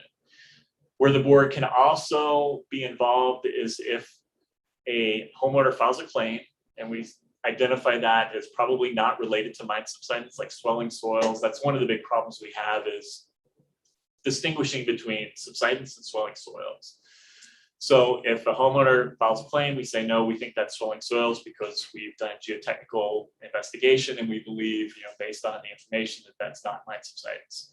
They can appeal that claim, and then that appeal would come before the board and they would be able to present their case and say, this is why I believe it's mine subsidence and you should cover it. And we would say otherwise if that's what we believe in that situation. So that's one time when the board might be asked to weigh in with respect to mine subsidence, is on appeal of a claim that we've denied. I mentioned to belong to the program, you have to enroll. There's an initial inspection fee. It's currently $235, but we're looking to address that and make it more reasonable, because the cost right now for us to do that pre-inspection is about $1,200. So we're looking at adjusting that cost to make it more consistent with what the actual cost is, so we're not draining that fund down to do it. Then there's a $35 annual enrollment fee for 3 consecutive years, and then after that, there's no more fees. So it's really a pretty inexpensive program to belong to, and then covers a pretty substantial amount with respect to damage in the home. There is a $1,000 deductible that we can waive depending on the circumstances if we needed to, but it's a pretty good program, so we advertise it quite a bit. The last thing I'll cover is our mine safety and training program. That's the active part of the Office of Active and Inactive Mines. So they're responsible for conducting new miner training, all the different aspects of MSHA, Title 30, Parts 46, 48, 49. So they train new miners at sites on safety. They also conduct mine rescue courses for the mining industry to get training for their mine rescue teams. And they train about 4,500 miners per year. Some of those are in-person training. Some of that is through video material that they produce and then provide to those small miner or generally mom and pop operations. And then we're also required by statute to do tourist mine inspections throughout the state. So we do one tourist mine inspection, or one annual tourist mine inspection at each one of the sites throughout Colorado. There's not a whole lot of tourist mines right now. And I think COVID kind of limited how many of those tourist mines are in operation. Coal Mine Board of Examiners is within that mine safety training program. The mine safety training program oversees the Coal Mine Board of Examiners, and they're really responsible for examining and providing testing for different positions at coal mines. So you can see some of those listed there: foremen, fire bosses, surface mine foremen, shot firers, different things at different professions at a coal mine require certification. And so the mine safety training program through the Coal Mine Board of Examiners administer those trainings and then ensure that the individuals that are testing are certified and go through the appropriate certification process to become whichever of those professions. They meet quarterly and they hold examinations quarterly, and those board members are appointed by the governor. So there's 4 of those board members. They have 4-year terms. So that's all for me, and I think that's all for our presentation. DRMS, do you have any more questions for me specifically? You feel like you got, I mean, are you covering at-risk mining? You made a great comment. People can go about anywhere they want to go in Colorado, unlike days gone by. In fact, they go to places they shouldn't go. Do you feel like you got enough money, or can you keep track of the ones we need to keep dealing with on abandoned mines? I'll say for the staff that we have, we probably have sufficient money. We could always use more money to address coal mine. I mean, could you identify not problems? hard rock. I mean, one thing out there that you're concerned about, and we'll get to it next time, type thing, or what? We have quite a few of those that are sites that we know we have physical hazards, but we either don't have the staff or the funding to address that this year. But it's we're going to address that next year. And so and I'll say we can always use additional funding, especially for hard rock or non-coal related issues. I mean, we have a pretty robust funding mechanism to address coal issues within the state. Granted, the coal fires require a lot of money to address, but I feel pretty confident that we do a good job of keeping track of what's going on. Whether or not we can fully extinguish them, that's kind of a different story. But on our non-coal kind of hard rock issues, that's really where we stretch that severance tax as much as we can and rely on those federal partnerships to do work. So that's definitely where we would love to have additional supplemental funding to address non-coal issues. What do you use? What criteria do you use for prioritization? I mean, I mentioned that just about all the features we do are priority. We work a lot with those land management agencies. So if they identify, Forest Service of BLM identifies a feature, and calls us to say, hey, can we have some assistance with this? That raises it up a priority level for us, because we've had outreach from the public saying, hey, this is a problem. So those are always a priority for us. Anytime we get a call from the public saying, hey, we came across this while we were out hiking, or the Forest Service said, yeah, we're seeing a lot of visitation at this site, we raise those to priority levels.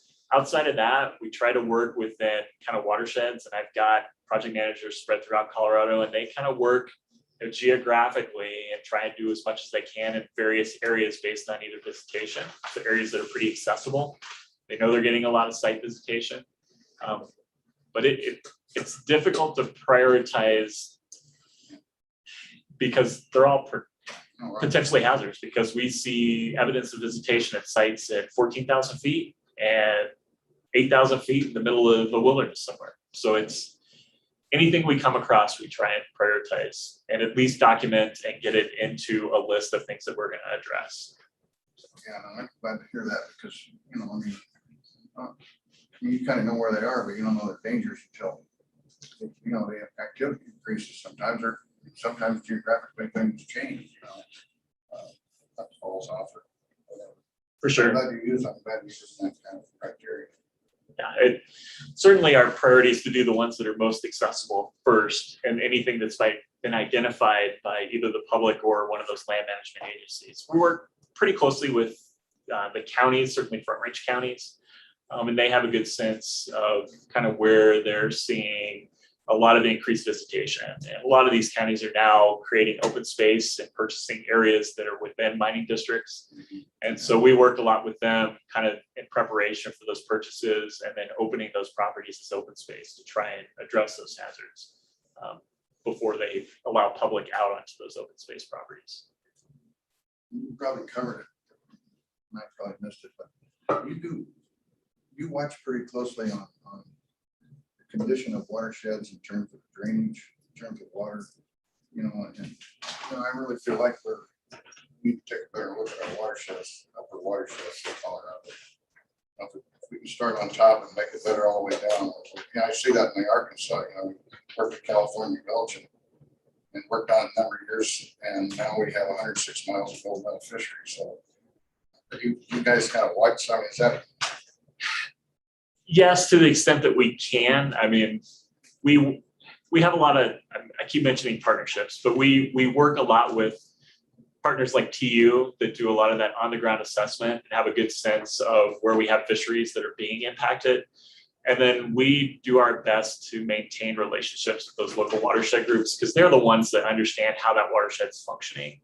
And so a lot of my staff go to those local watershed group meetings. And so they have a pretty good pulse on where the issues are, where we need to redirect or reinvest funds to address things, or where we have kind of some momentum to address something. Because that's one of the big things too, is where do we have momentum to address the site? And that's where we're going to plug in our technical expertise and our funding, because we've got others that are already motivated and want to see something done.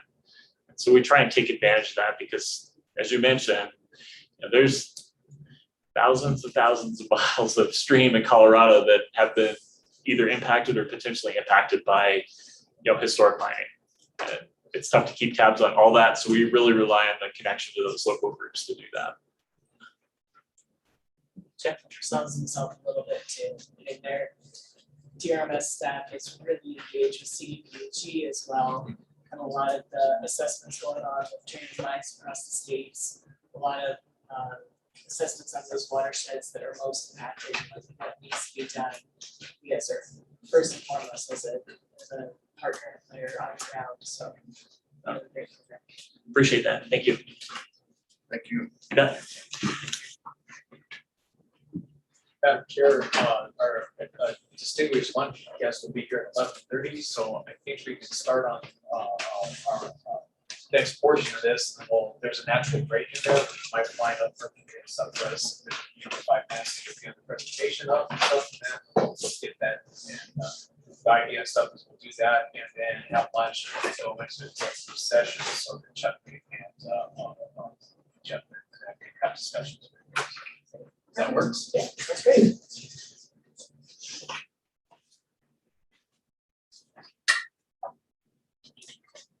Gabby, could you help me make sure I can share this? Let's not share. Let's see here. Yep. So funky. Can I just? Get it.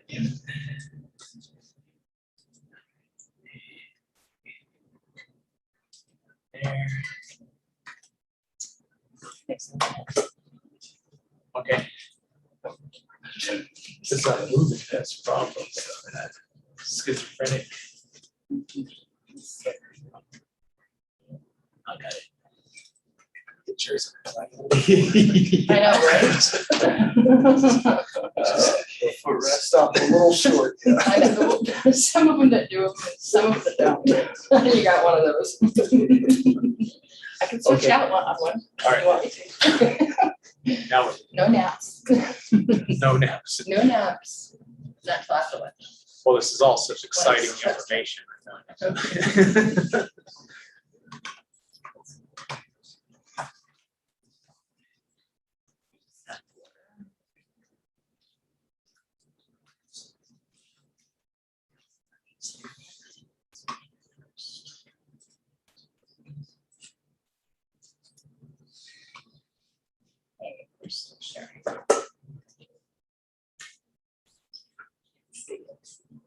Sorry, give me some seconds.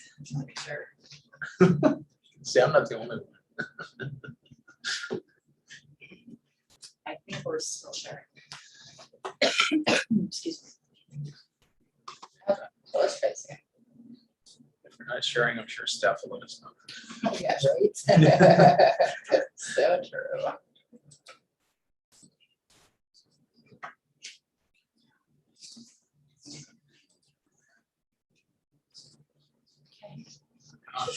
Okay. You should be. You're good. I'm good. Okay.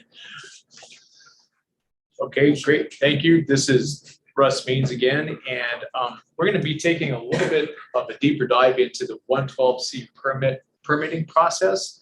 The reason we wanted to bring this up is because, like I said, over the course of the next several months and stuff, there's likely to be some of these in front of you. And so without being direct about any of those particular issues, we want to go through the overall process so that our new members can understand it, and also refresh the memory and stuff of that for our the current board members and stuff that have been here. In the packet that I handed out and stuff of that we handed out this morning, in there you're going to notice it's a new document, it's a revised document and stuff. It's called the Public Participation Guide.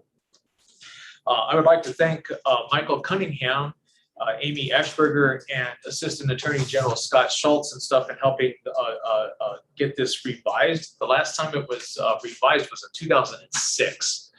And what we've done is we've taken a 14-page document that was all over the place and boiled it down to 5 pages that kind of explains to the general public and stuff what our process is, what their rights and stuff are as a party and that. And so we thought it would be kind of interesting and stuff for and useful for you guys to have that guide. And along with that, also there's a couple of flow charts that we use as stuff that explains the process, the timing in that, and then also our processes and stuff there. So feel free to look at that, and maybe later on and stuff, if there's questions on it, we can talk about that, or at any time and stuff, maybe next month or something, if you have a particular question or something that we can have a discussion on that at any time. But again, that was a major project and stuff that the staff got done for us and stuff, so I really appreciate that. So let's see here. Right button. I won't, I'm gonna breeze right over this because we've talked about it. The biggest thing and stuff here is that it's a legislative declaration in our act and stuff that it notes that extraction is necessary and proper activity, and also that reclamation and stuff for that can be performed and stuff at the same time. While we are always looking to promote the extraction of responsible extraction of materials, we also have a job of stuff to protect the environment, wildlife, aquatics, and the general safety and welfare of the people of the state of Colorado. We've gone through this before, so I'm going to just kind of breeze right over it, but we have two acts, and for a 112 application, whether it's a 112C, which we're talking about primarily here, or a 112 application and stuff that's hard rock, the processes and stuff are the same. So the objectives and stuff in that is the Mine Land Reclamation Board, you are designated as the expert agency and stuff to establish permitting regulations and reclamation standards. And the DRMS serves as the staff experts to you. So we administer the reclamation acts, of course, and as staff to the board, we oversee technical aspects of the reclamation applications and ensure that they comply with the act and the rules.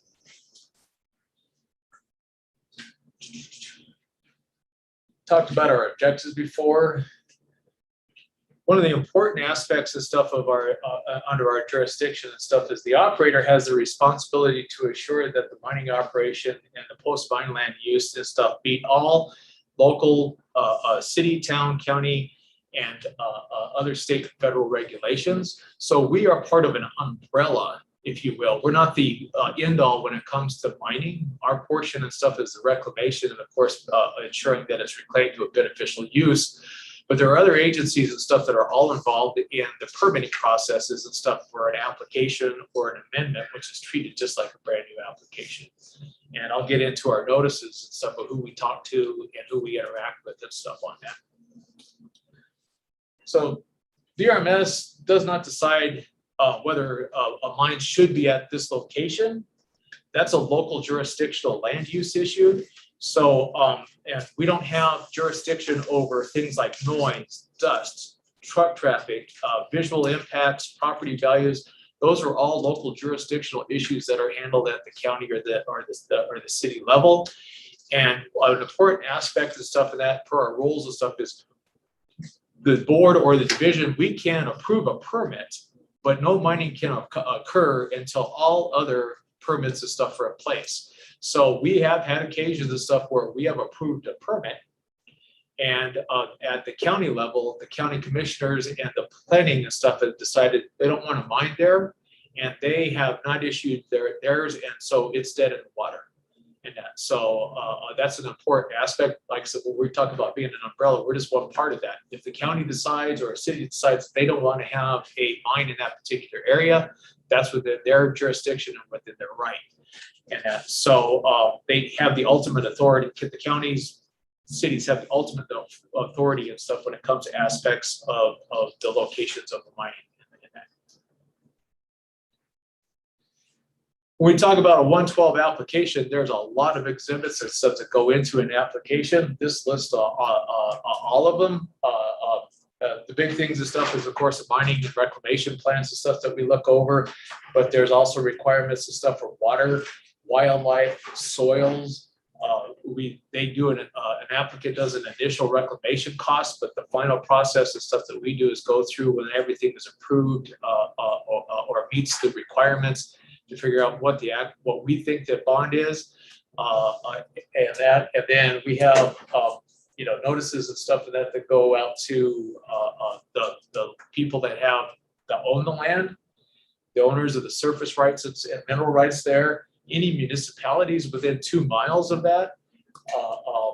Proof of notice has to be given to the Board of County Commissioners, as well as that there has to be a proof of filing and stuff with the county clerk's office.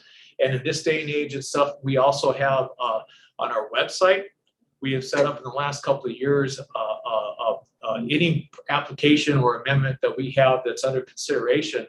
The general public can go to our website and actually click on, go into that tab, and they can see where it's at. They can see where the comment period's at. And if they want to submit a comment for either objection or support, they can do that, and it automatically downloads it into our file and stuff, as long as we're within that comment period. Again, we talk about, the county commissioners and stuff are notified of this local soil conservation district. We send copies of the permit documents and stuff. We make sure that they're in place at the county clerk. And then the public notices and stuff at the site where the mine's going to be happen, they have to post a notice there. A couple of years ago, we did a rule change. There was no specification on the size of notices. So some of our applicants were putting like an 8.5 by 11 notice and stuff there. And some of the board members will remember, we actually kind of looked at the same size as a public, as the county notices for land use changes and stuff, and specified that was the size that was required. And that actually came out of some comments and stuff from the public. And we kind of looked at that and said, yeah, you're right. That's kind of, we need to do something better there. So when an application is filed, the DRMS places the application, like I said, on the website and sends notices to the Historical Preservation Office, Division of Water Resources, CDPHE Water Control Division, also the CDPHE Air Pollution Control Division, and also the Colorado Parks and Wildlife. And depending on the site, we also work with, we may send notices to the Bureau of Land Management or the Forest Service, or in some cases, the Department of Energy and stuff for some of our uranium mines. If they're in a waterway or may have potential impacts on wetlands and stuff, we have discussions with the Army Corps of Engineers, and of course the county commissioners and the planning departments get notice, as well as the state land board if we have state land and stuff involved in that. And as I noted before, the soil conservation district. So after the application is filed, well, the applicant has to send notices to the landowner. They also have to send notices to anybody that's within 200 feet of the affected lands. And that's not the permit boundary, but the affected lands. That 200-foot buffer and stuff is set up because that's the most over time and stuff, and that through the rules and stuff, that's the most likely if there's going to be any kind of damage and stuff to an adjacent landowner, that 200-foot boundary and stuff has been what guided that. And so it's been in place for a while. And then we had talked about there has to be also a public notice in the newspaper, and I'll get into it in general circulation, and I'll get into that just a little bit more here. So comments and objections and stuff are allowed on all permit application and amendments, and also on surety releases. consider everything and stuff that's within our jurisdictional issues and stuff that are dictated by the acts and the rules. And the timeframes for us to, for consideration of comments and of both pro and con are defined by the act and the rules. So DRMS doesn't have the legal authority to extend comment periods unless it's not done correctly. And that's a tenet that we've always kept, staff that has always had, is those rules are there. And if there is a mistake and stuff in the notices or anything like that, then we make them republish, and per the act, per the rules, that starts the whole process anew. So if we get to the very end, they've gone through 4 weeks of publication, 20 days, and then we get the proof of publication and stuff and that toward, 2 months down the line, and it's not done right, we'll start it all over. We have done that before. What happens if these objections include the air, the noise, the light? When they come in, and those and stuff and that, when we bring, if we have objections, we have to bring this in front of you. We will note those as non-jurisdictional issues and stuff and that. It's not that we don't recognize that those are legitimate issues, but they're just outside of our jurisdiction, and we'll point those people and stuff to the proper agency and stuff to address those comments and stuff. So truck traffic and stuff, it's like you have to talk to the county about that. Air pollution and stuff and that, you need to talk to CDPHE and that. So we'll direct them and stuff to the areas and stuff and that where they can get try to address those issues and stuff through that. This is if I can kind of put an exclamation mark. This, in my experience, I've always served on the board for roughly 2 years now, 3 years almost. I was a former county commissioner, but this is generally the complaints I think that kind of come in is sorting out that jurisdictional type of issue. And so we'll get a lot of that. It'll be very strong objections, but we're not the last part of a process or the end all be all. They have the local jurisdictions still to contend with. And I think there is some strategy that the local jurisdictions, the counties also utilize in terms of whether or not, and the operators, we hear these before they do, or they can hear it first in terms of some of that order. So, to be very blunt, I think there's sometimes they're waiting to see if it passes our regs first. That's why it's part of the process. But this is probably where the greatest number of concerns and complaints come in, and having to sort that out.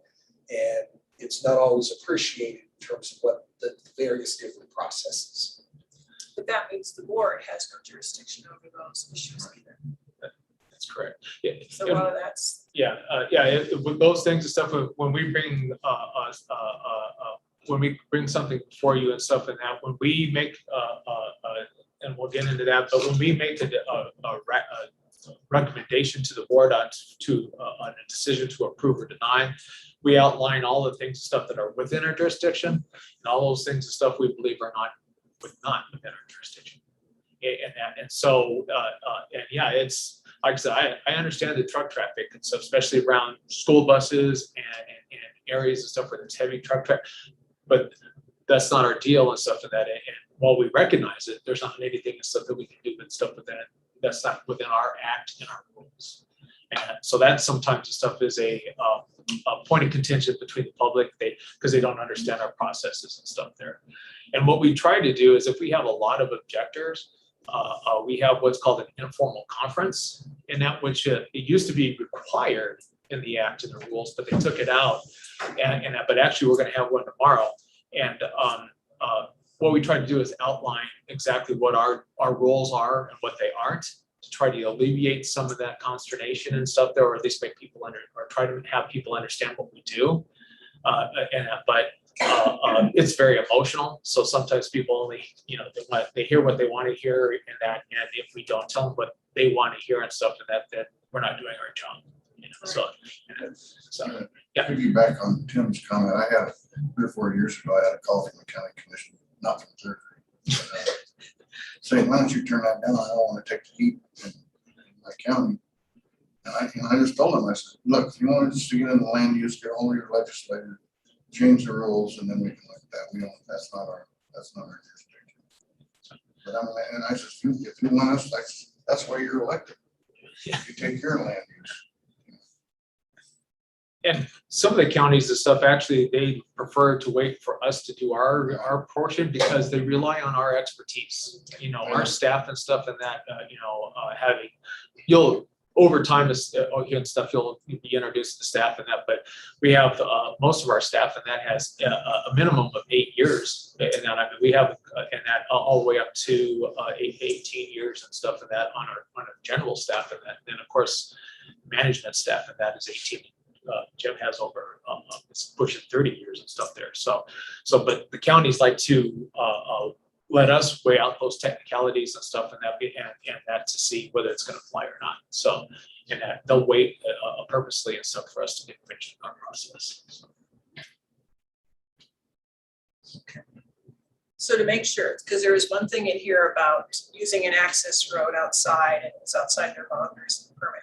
So the DNR, you folks will go through and make sure anything within their affected lands that, you know, how they're going to get from point A within the permit boundary to count a public road. You're up to that fence line.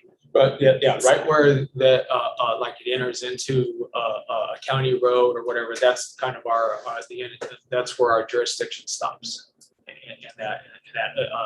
When we look at an access road in that, if they're building it and they say they're going to use it for other uses and stuff, well, the primary use and stuff for that road is going to be for mining for the first part. Whatever you use it for afterwards, fine and stuff, but we'll account for that in our affected lands. What we have and stuff with that and that, the one and stuff there is they had their operation and they built another road and they didn't account for that in their permit. So when we went out on inspection, it was like, that's not part of your permit. So that's where that violation came from. So there's a fine line there. Yes. What's in, what's out. Yeah. And if there's an existing road already there, and I mean and they don't have to do any kind of significant improvements or whatever, then we'll exclude that.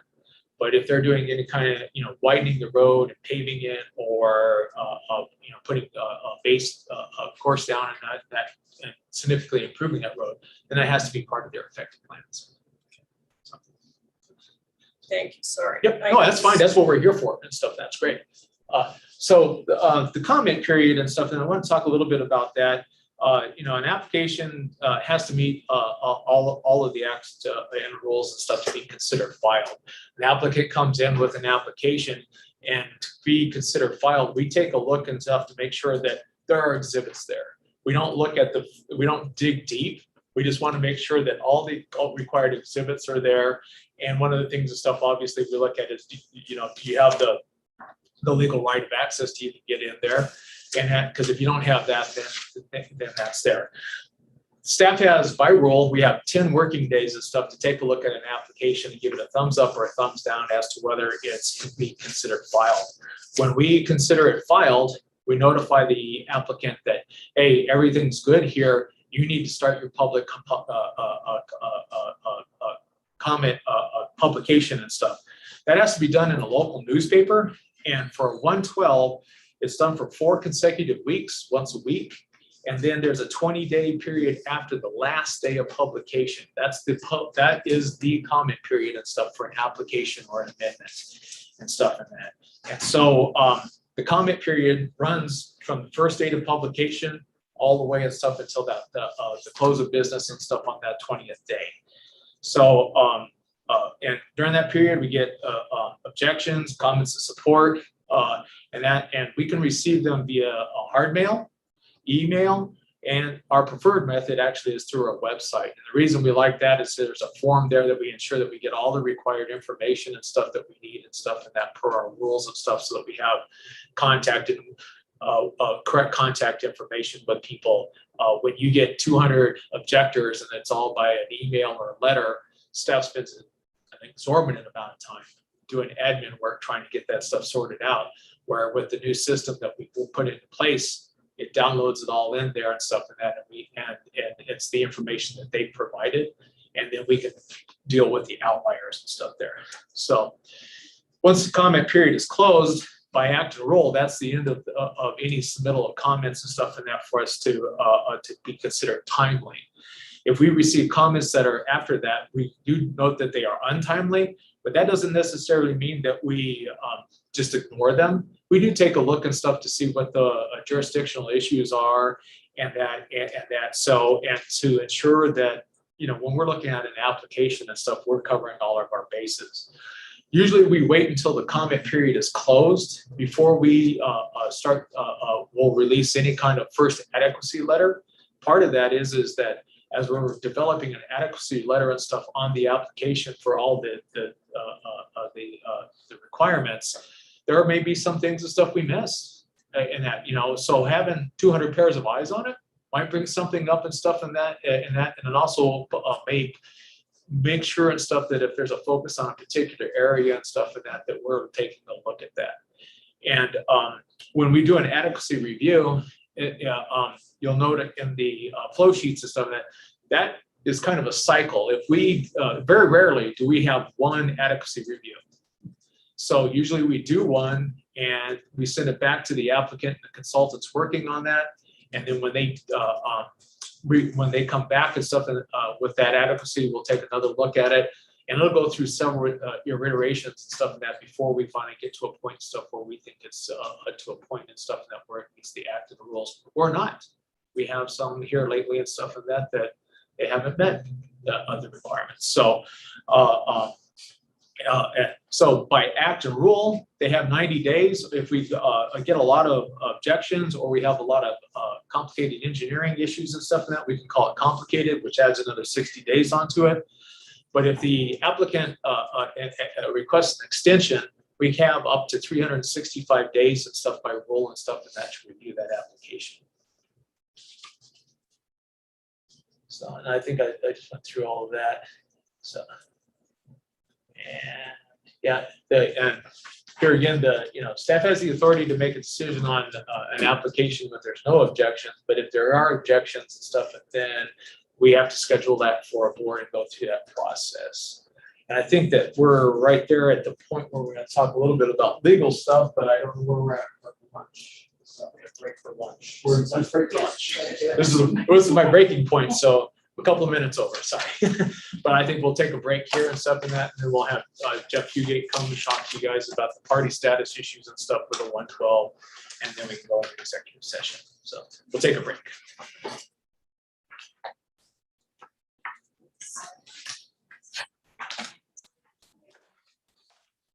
Are there any questions right now? It's a lot to absorb there and stuff like that, but I think that participation guide and stuff and that is a good thing to keep handy.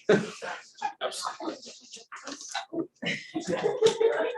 How long are we breaking for? Yeah. Yep. They're asking how long for Tammy, somebody. How long? Madam Chair? I was guessing 45 minutes. Perfect. Okay, great. So we'll start again at 15 after. Ish. Okay. Thanks. Well, I think you're in this guy. What's that?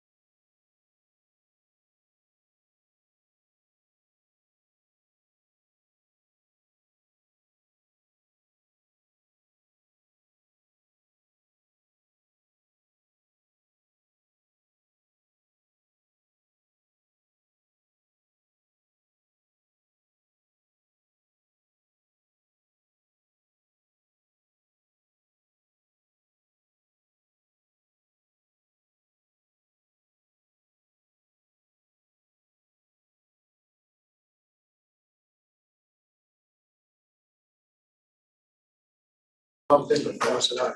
Yeah. Yep.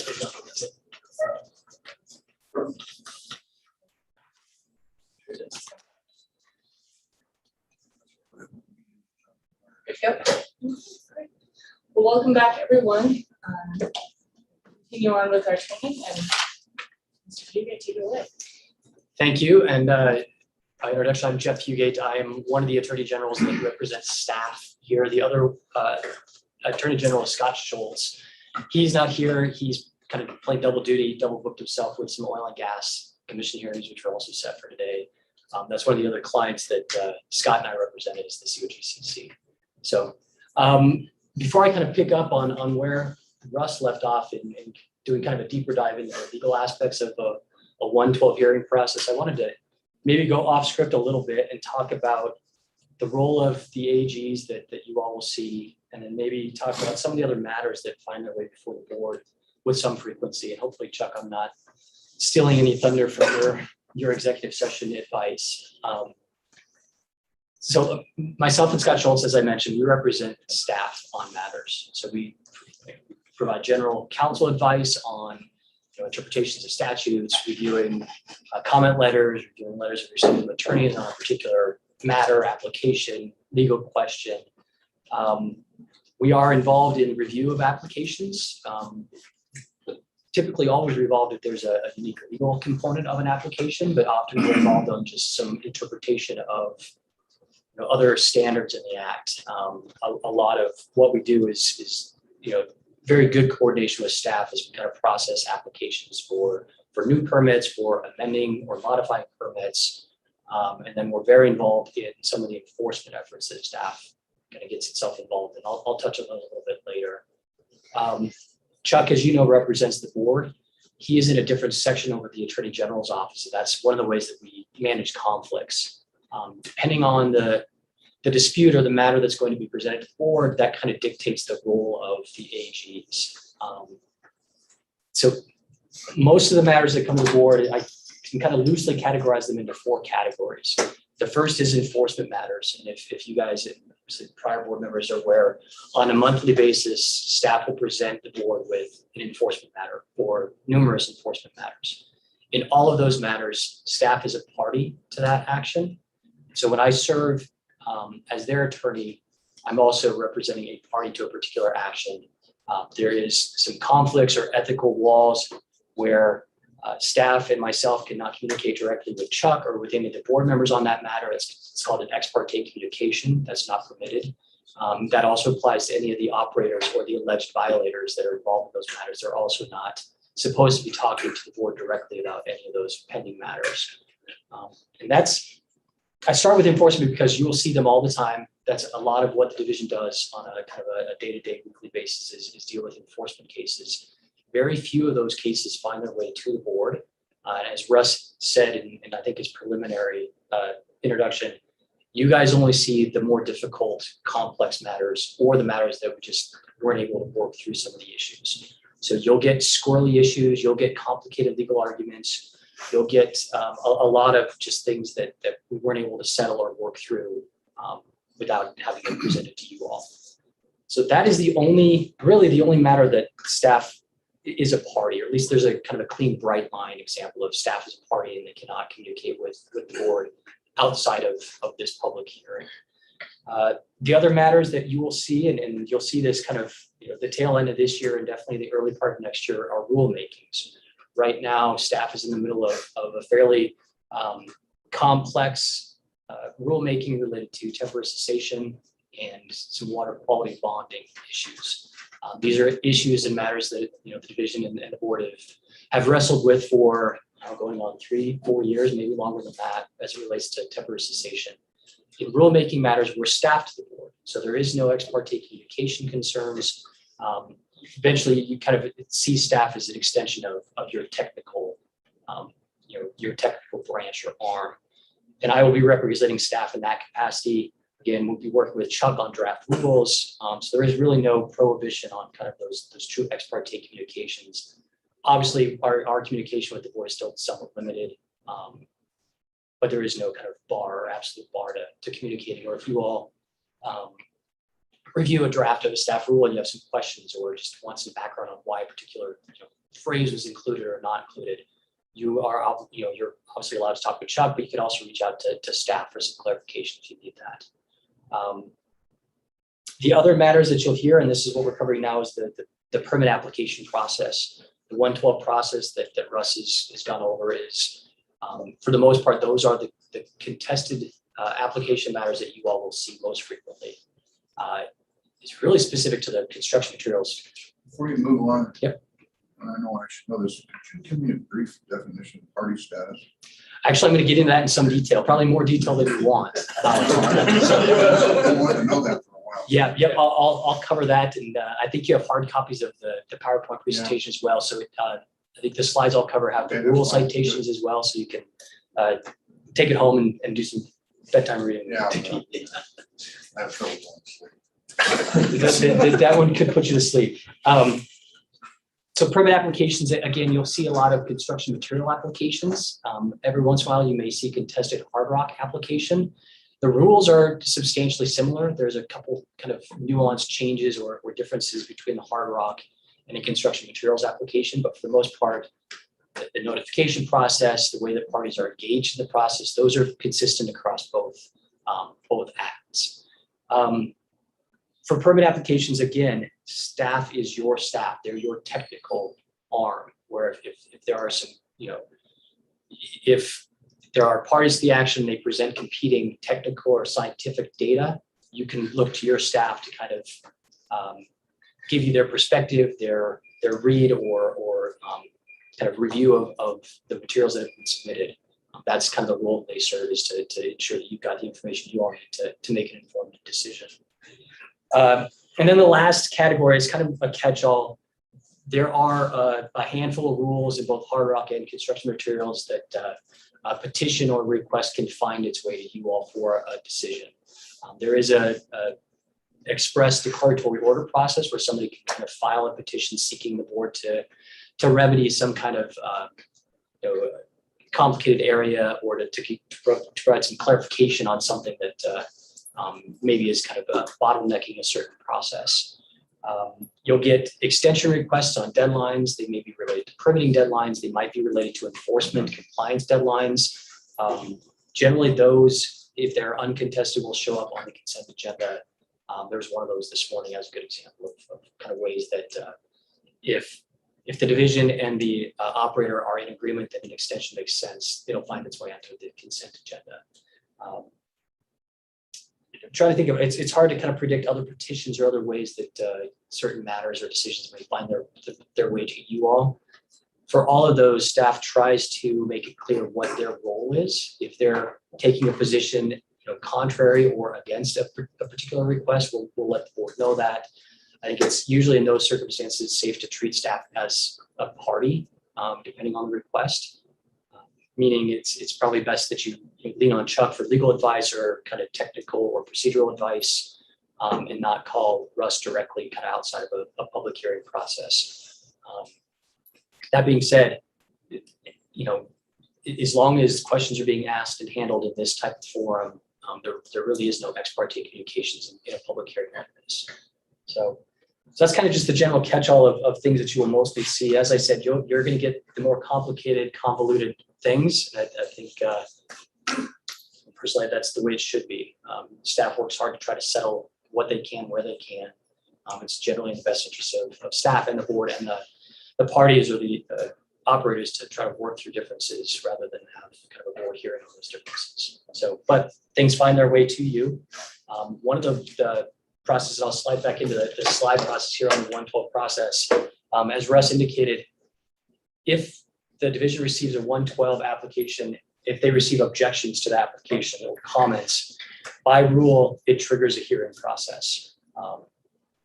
Staff continues to work with the applicant and the objecting parties to see if they can't kind of reach some resolution on some of the concerns that are raised. But so long as those objections or comments remain outstanding, it has to go before the board for a final decision. What staff does, and Russ touched on this a little bit, they will issue a recommendation document, which kind of gives the board staff's recommendation to either approve, deny, or approve with conditions. Usually it's depending on the how complicated the application is. It's a 10 to 40 page document where staff tries to identify the issues raised by the commenting parties and then provides kind of a technical or legal response or rationale as to why they believe that the particular issue has been resolved if we're dealing with a recommendation to approve, or if they're dealing with a recommendation to deny. Again, staff's rationale as to why a certain aspect of the permit just is still deficient, doesn't satisfy staff's technical concerns. And so that document itself is kind of the staff's presentation of technical positions as it relates to kind of the site-specific, application-specific questions that are raised. And in that, one of the questions from Board Member Mock was kind of dividing up jurisdictional versus non-jurisdictional issues. Again, within that rationale document, staff does a good job of dividing those out.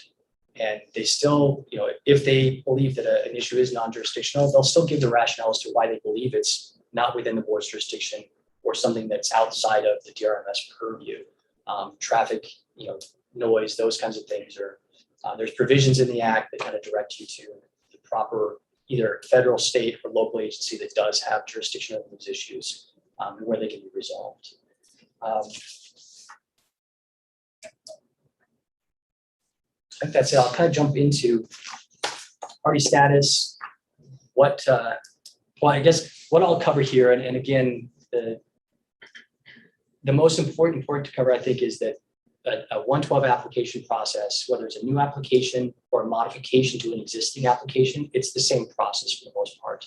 And it is very rules driven during the division's review process. The rules that I'll reference to in this presentation that you can spend some time on is Rule 2.6, 2.7, and 2.8. And that covers party status, public participation in the process, the pre-hearing process, and then the board hearing itself. 2.8 is specific to the board hearing process, which you'll as you see these hearings, you'll be more familiar with what the process looks like. But there's a good kind of procedural description in those rules to kind of what to expect at hearings, what the parties are aware of as to their rights and obligations in a particular hearing, and then as the board rotates into chair, it will give some good direction on just how to kind of manage the hearing itself. So maybe to jump into these slides and just do arrow button, is that right? Right arrow? Down arrow? Okay. So party status, that's, one of the more important things that we deal with during the course of a 112 application process is whether a person is a party or a non-party. Party status is legally significant. It does trigger rights and obligations in order to remain a party to the hearing. Parties get to present before the board. They get to be treated, I guess not treated, but they're allowed or provided certain legal obligations and rights that non-parties don't have. In order to acquire party status, again, this is looking at Rule 1.1, 34.1, and then 1.7.1. To acquire party status, you have to fall within the regulatory definition of a party, and you have to have filed a timely objection or comment to the permit application.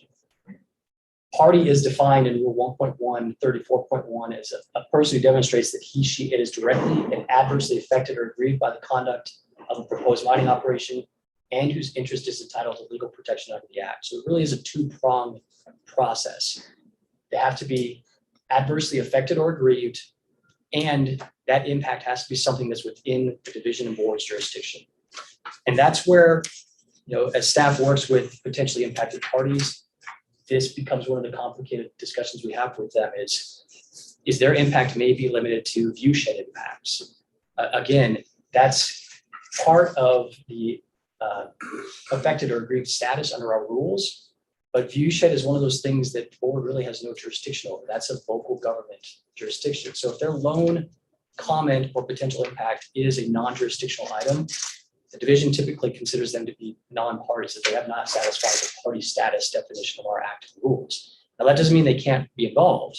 There are other opportunities for them to present to the board during public comment or other avenues. They can always write a letter to the board, but it does limit their ability to be a party and kind of be afforded all of those kind of benefits of being a party. The other problem is they have to have submitted a timely letter of objection. Again, as I stated, this process is very much rule-based. It's rooted in statute and in regulation. Russ went over kind of the publications where the notice of these applications is published to get kind of try to cast as broad a net as possible. And there's tight deadlines on when they have to submit a comment letter to the division. And those deadlines are legally significant. It's just like a filing deadline or a briefing deadline. It's a date certain. And if something's received one day late, it is considered untimely. And that's where people can lose party status. There is no distinction in the law between being one day late and being 90 days late. Our act rules are fairly clear that it has to be a timely comment letter to, one, trigger a hearing process and to afford that person party status rights and obligations. So before I move on, John, I'm not sure if you have any questions. I thought I threw a good party, but I guess that wasn't. It's playing at 8 o'clock tonight, folks. Be here all day. Jeff, Yeah. is setting the party status, or is that strictly the staff's responsibility, or does the board ever enter into that conversation? The board generally always enters that conversation. Often, the division will not, particularly once a timely comment is received, the division is not actively, they're without authority to kind of strike an issue. They can, again, through the rationale, identify the issue as non-jurisdictional, but that's a board decision to ultimately decide if it's within your jurisdiction or not. It's the same for party status. If based on the comment letter and how they framed their impacted status, staff may take a position that that's not aggrieved or it doesn't kind of satisfy the party status requirements. Typically, the division does not consider somebody to be a non-party based on kind of aggrieved or impacted status. It is a little different on the timeliness of a comment. I mean, there is no kind of application of facts to a circumstance. It's either it was timely or untimely. So staff is a little more comfortable making that decision that a late comment letter does not afford somebody party status. Now, that doesn't mean they can't come to the board and seek party status, and the division may take a position against that. But for the most part, once a comment is submitted related to a 112 application, most of the decisions are made by the board. Staff kind of reserves itself to just making recommendations. Just real quick, in a broad sense, not necessarily our business. Party status, you can establish if you have an objectionable right. I mean, in other words, I'm not, I always hear party status to think of party status. Have party status. So if you're going to be hurt or you have an objectionable opinion or direction, and you're going to be hurt, and that's how you establish party status. But I don't know. I'll talk to you later. Because sometimes it's hard to say. I hear a lawyer say, I don't know whether we can establish party status on this case. And that's kind of where my confusion comes in. Yeah, and it is. I mean, a lot of the time, establishing party status, it's or standing, standing to get involved in a case. It is based on certain facts. Right. I think our act and rules try to narrow that down to some kind of identifiable actions that have to be taken to gain party status. One clearly is that your impact has to be kind of protected. The second prong is whose interest is entitled to legal protection under the act. So, a timely comment letter that maybe raises potential impacts to their water well, domestic well. That's an issue that the board has dealt with numerous times in the past. That likely, there would be no question, I think, about their party status there, depending on kind of the facts around that water well. So there really is, there's no true right line test for whether somebody's a party or not. And I think that's where, if say an applicant operator is taking a position that a certain objector lacks party status, again, that's an argument that can be presented to the board. They'll brief it. You guys are entitled to, have an oral argument on it. And then you guys can ultimately issue your decision if you think somebody has party status or standing to proceed with the hearing. And I think in, the last couple years, you've had a few of those petitions for party status or kind of getting a board determination on whether somebody has party status. Those decisions, I think, are a little more impactful or important when there's a lone objecting party to an application. Because again, by application of rule, a timely objection triggers the hearing process. It removes it from the division's ability to issue a decision, presents it to the board. If that objection is determined to be, they lack party standing or status or standing, it goes away, and then kind of the hearing goes away as well because there's no objection to that matter. Less impactful when there's multiple objections to a hearing. If less impactful from a procedural perspective, it's still obviously impactful for that particular individual who has raised a concern and a comment. Yeah, party status is not a simple legal process. Yeah. And I mean, Chuck can give you advice as well. There is a tremendous amount of case law out there on standing as it relates to environmental cases. So it's kind of its own world of law because of how complex it is and how much it hinges on some site-specific facts. So yeah, I think kind of a touch on that Jeff mentioned is that it's kind of when these issues come up, it's kind of first of all, is their complaint something that the board has jurisdiction over? And if that's a yes or no, kind of a yes or no question, or maybe right on the edge, go to the second step, which is, did they file in time? That one's easy. That one's easy. You look at the calendar, and it either got here in time or it didn't.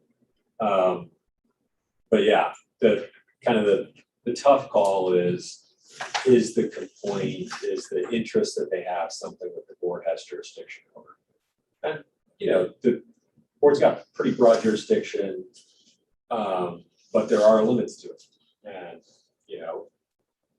generally, I don't think we've had much call where someone was really far beyond that in the interest that they were claiming.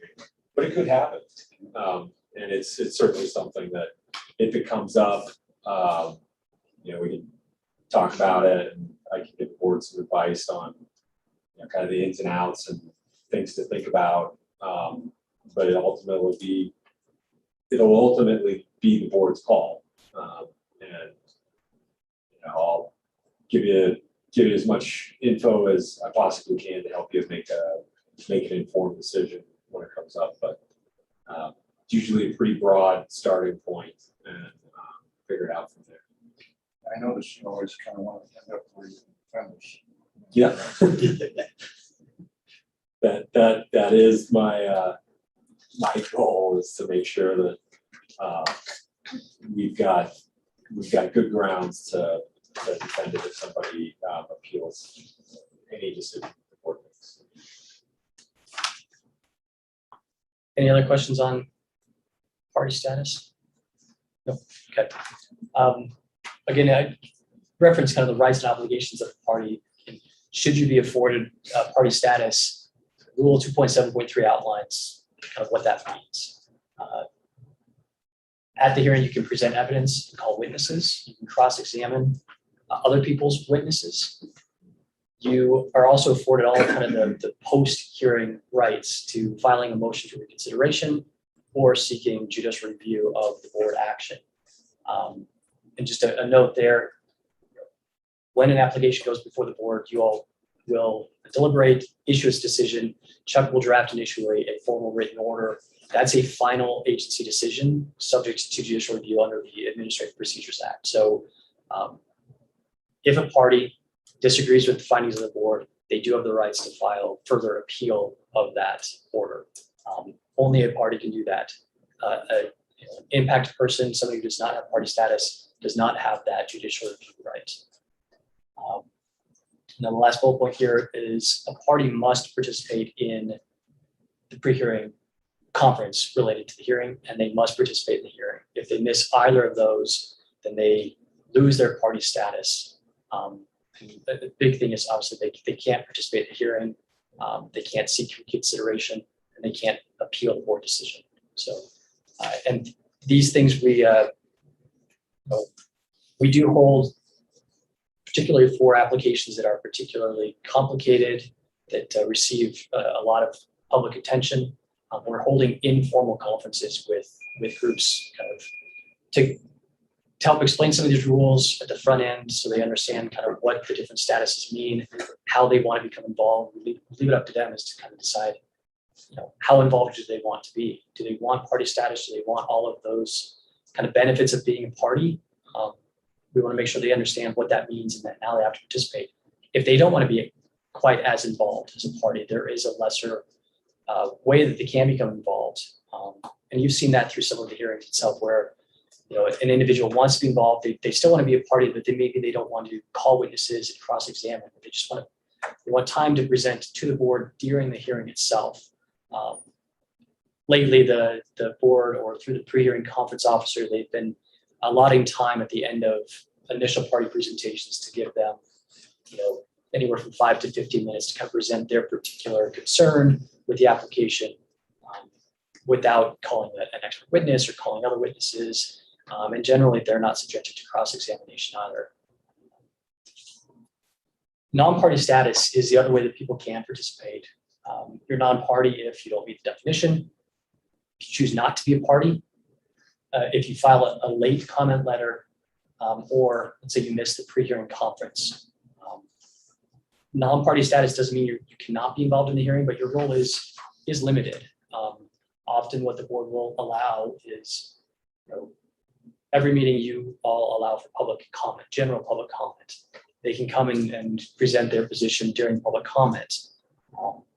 Typically, that doesn't occur during the hearing itself. It happens after the hearing in the public comment section. But again, that's something for the board to consider if someone wants to petition the board to allow them a different time than just the party comment or public comment time period. The rest of this I'm going to cruise through pretty fast. Mostly it was just kind of give you an idea of some of the preliminary things that take place that staff is involved with, and then Chuck is also involved with before it finds its way to the formal board hearing. Again, Rule 2.7 is the pre-hearing process. You can spend some time reviewing that.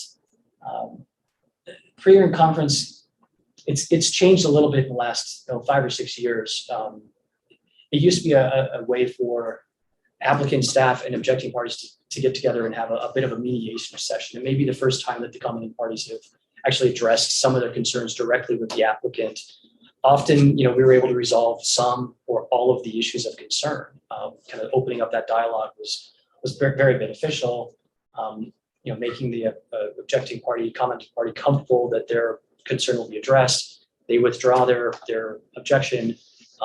Often that means that the hearing itself, the board hearing, goes away, and staff can then issue its decision on that application. Sometimes the application hearings are there's too many parties involved. The mediation session is less effective when there's more people in the room. And so the last few years, it's turned into more of just kind of establishing the process for the hearing itself, order of presentations, how much time a party gets, and then the exchange of witness and exhibits lists.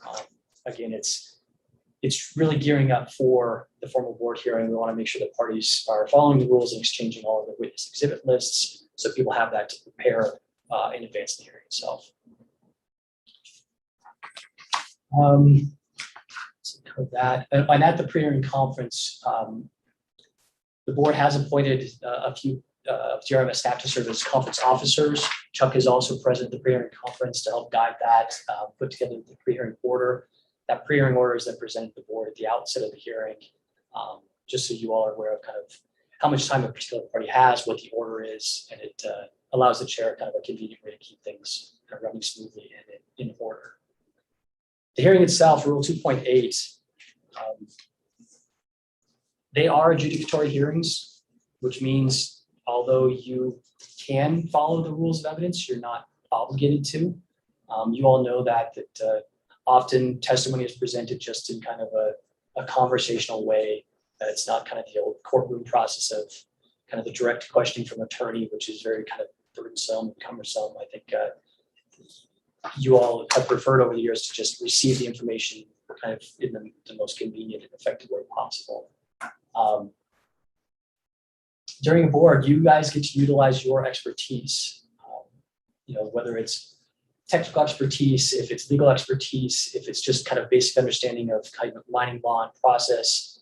That's one of the benefits of being an administrative body is you can rely on your own expertise and background. Again, as I said, you're not bound by the rules of evidence.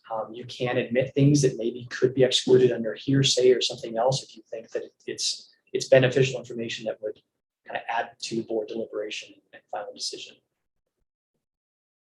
And as I noted, if people miss the hearing itself, they do forfeit their party status, which will impact their ability to further appeal the board decision.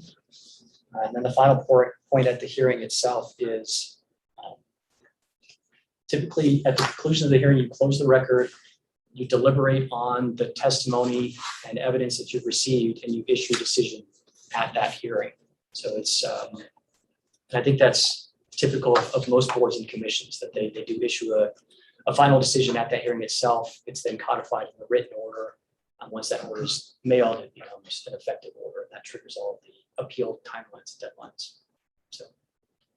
So I know it's lots of law, it's lots of rule citations, but it's very much a kind of rule-based process. Any questions? No? Okay. Thanks for the time. I appreciate it.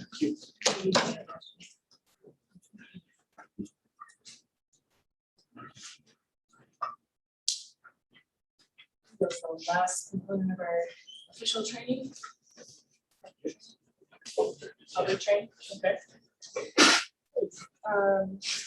I would open it up to the members, any members of the public online, but there's not having it. Okay, all right. Then we can move into executive session. If I can have a board member read the last page of the packet that was provided to get us into executive session. Sure. I move the board enter into executive session for the purpose of discussing with counsel disputes that are subject to pending or imminent court action, discussing specific claims or grievances, receiving legal advice on specific legal questions, and discussing matters required to be kept confidential pursuant to CRS 24-6402, parent 3, parent A, parent 2, including receiving legal advice for the purpose of compliance with section 3.7-102 CRS. Second.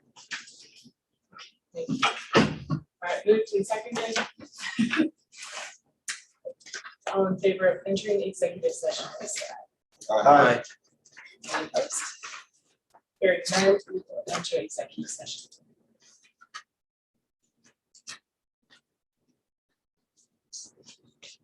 Just a second.